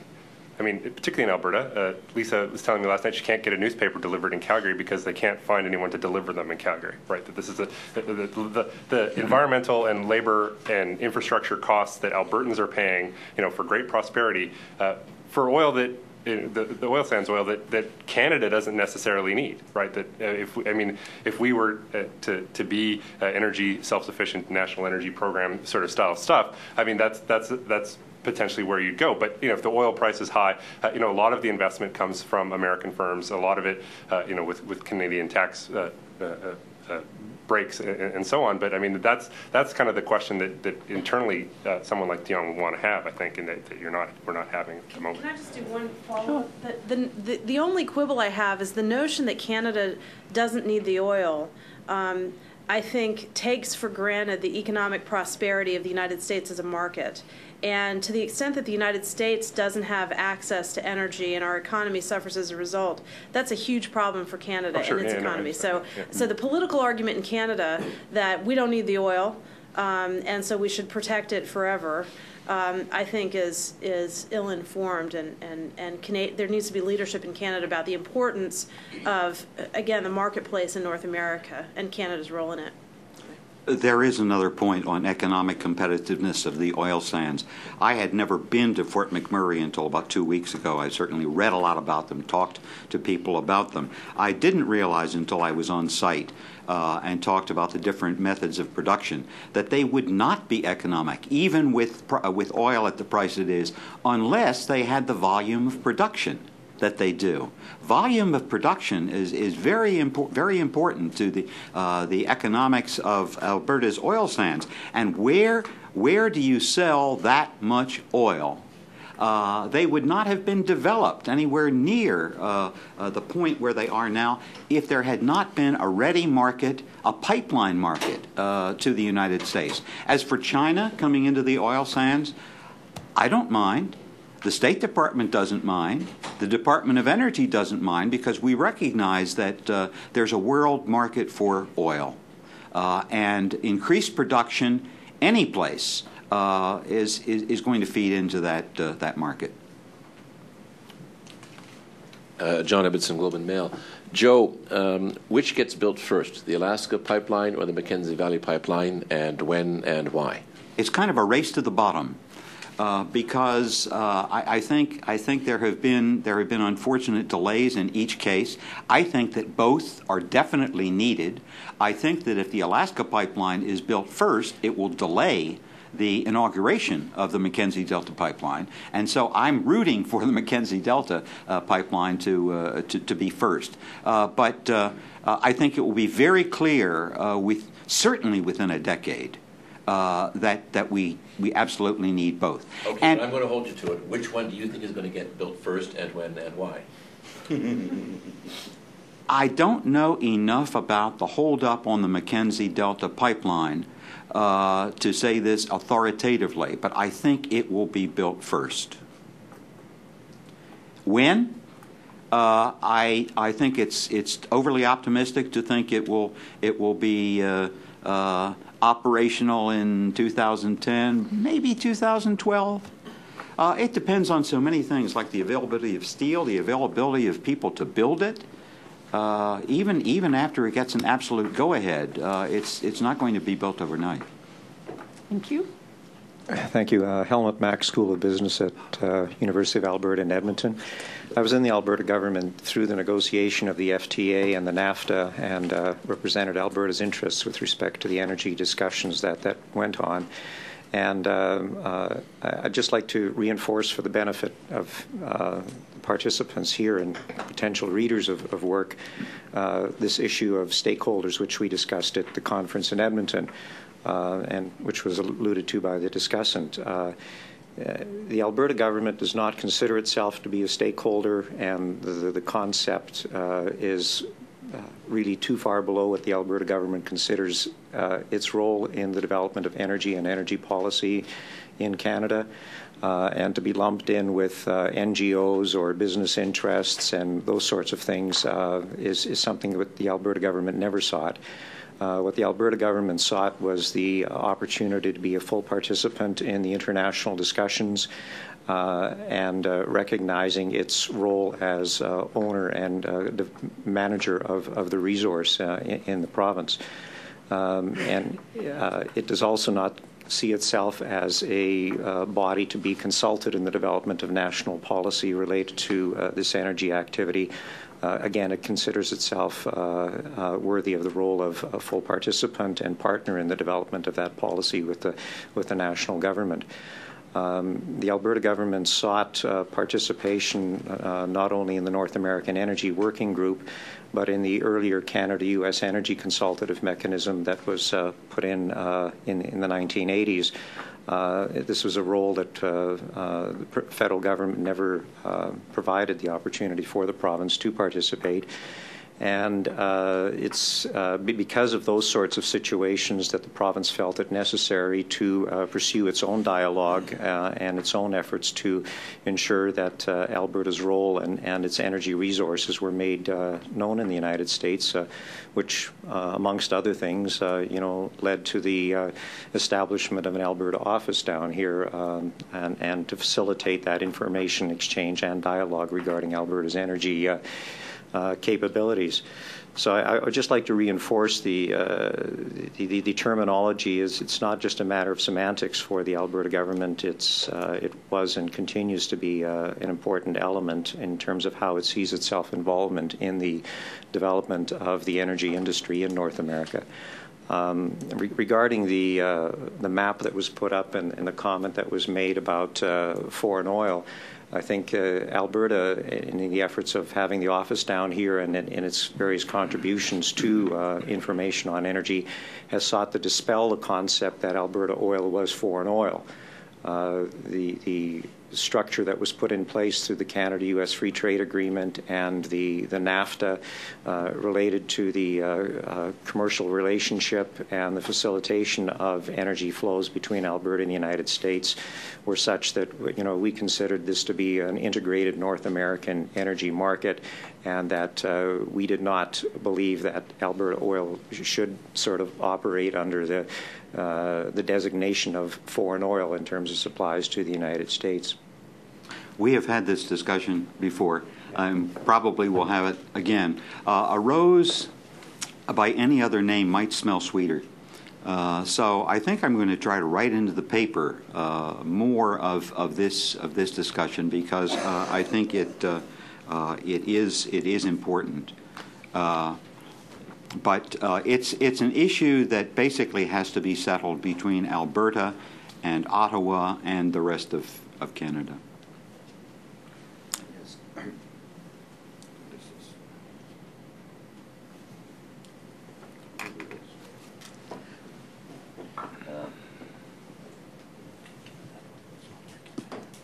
Hi, I'm Paulo Sotero with the Brazil Institute here at the Wilson Center, and I'd like to have your assessment on one aspect of energy that you have not touched directly, which has to do with renewable biofuels. There is a major push in the United States to increase production of ethanol, as more and more states here are banning the MTBE as a gasoline additive. We know that Canada is now leading the research on the use of the whole plant of corn in the production of ethanol, which would probably make the production of ethanol from corn much more efficient and much more economic than it is today. Well, we know that biofuels are a very small part of the consumption now. It's 2% of world consumption, maybe less than that of U.S. consumption. But it's, as David and I know, it's a very large issue here at the Wilson Center, and we are conducting a series of studies will conduct studies about potential supply and demand globally for this. I would like to have your assessment in the U.S., Canada, and Mexico cooperation. What importance what is the potential for biofuels, particularly not only ethanol, also biodiesel in the whole energy sector? And one interesting news: GE is about to announce a new turbine to produce electricity using biofuels. So there are some new interesting developments in this that may change this picture. So I'd like to have your assessment on this. I'd really like to discuss that with you later afterwards because I know about Iogen just outside Ottawa, the Canadian company that may be ahead of everybody else in using cellulosic ethanol. I have also studied the introduction of ethanol in Brazil, and I think there's been hype in both countries because this goes back to the time of the generals. And originally, ethanol was supposed to be produced in Brazil from manioc rather than from sugar. And that's a long story, and you're probably familiar with it. But I think in this country, the counterpart is Archer Daniels Midland, that pushed very successfully to make people think that corn-based ethanol made economic sense or might make economic sense in the future. It doesn't make economic sense now. I don't see how it possibly can. Cellulosic ethanol has great potential, but it really is not commercialized yet.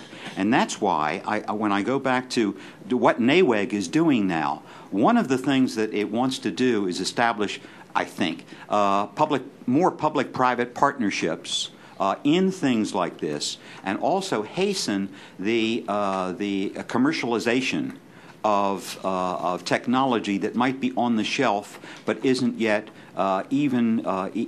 isn't yet in the factory. I hope that's been a reasonable response at this point, but I would like to discuss it with you later.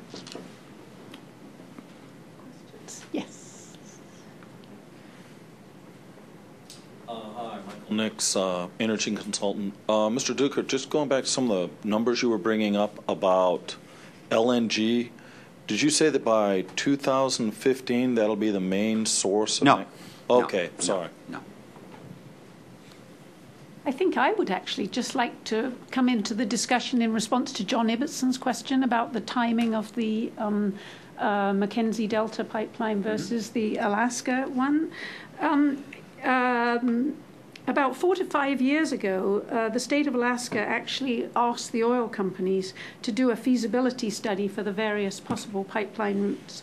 And at that time, the oil companies expressed their view that taking a pipeline eastward along the coast to join into the Mackenzie Delta pipeline offshore would be the most economically feasible, but technically it was so difficult because of crossing the mouth of the river that they didn't think that it would ever be actually economically feasible. Subsequently, when Governor Murkowski of Alaska actually negotiated a deal with the oil companies. It hadn't been finalized when he left office 2 weeks ago.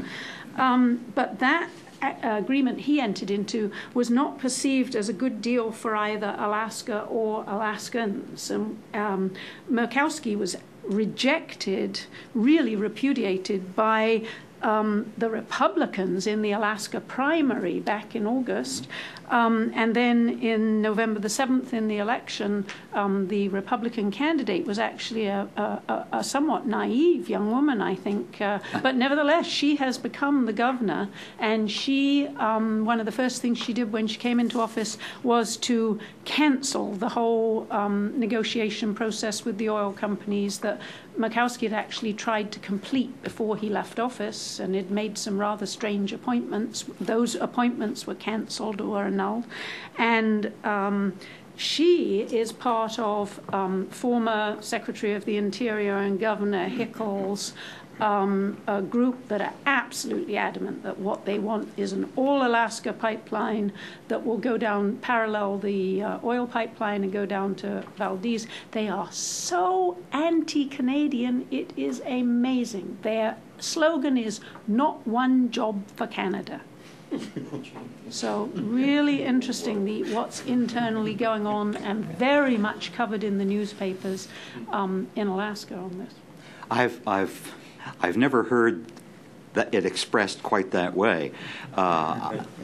I think they probably would feel more comfortable with, although it's the same thing, to say all the jobs for Alaskans. Right. I think that's really what they're after. There are technical problems with going offshore and coming then coming down, but I think there are also environmental problems. And good golly, try to get a pipeline across Long Island Sound, and you recognize that NIMBY is alive and well. I'm less sympathetic with the people around Long Island Sound than I am with the people in the northern reaches of Canada. It also might hinder the moving ahead on the Mackenzie Delta pipeline. And as I told you before, I think both are needed. So I hope the one that's all Canadian will go through first. And let's not forget that the Alaska pipeline will have to pass through Canadian territory. And isn't it nice that we two countries got along? Now, isn't it nice that Canadian gas swings down into the United States and crosses several states before it goes back into Canada to serve distribution hubs in Canada as well as in the United States? I think that selfishness blocks a lot of good policy, and I think good neighborliness does a lot for us all. Thank you. With that, I think we'll bring this session to conclusion.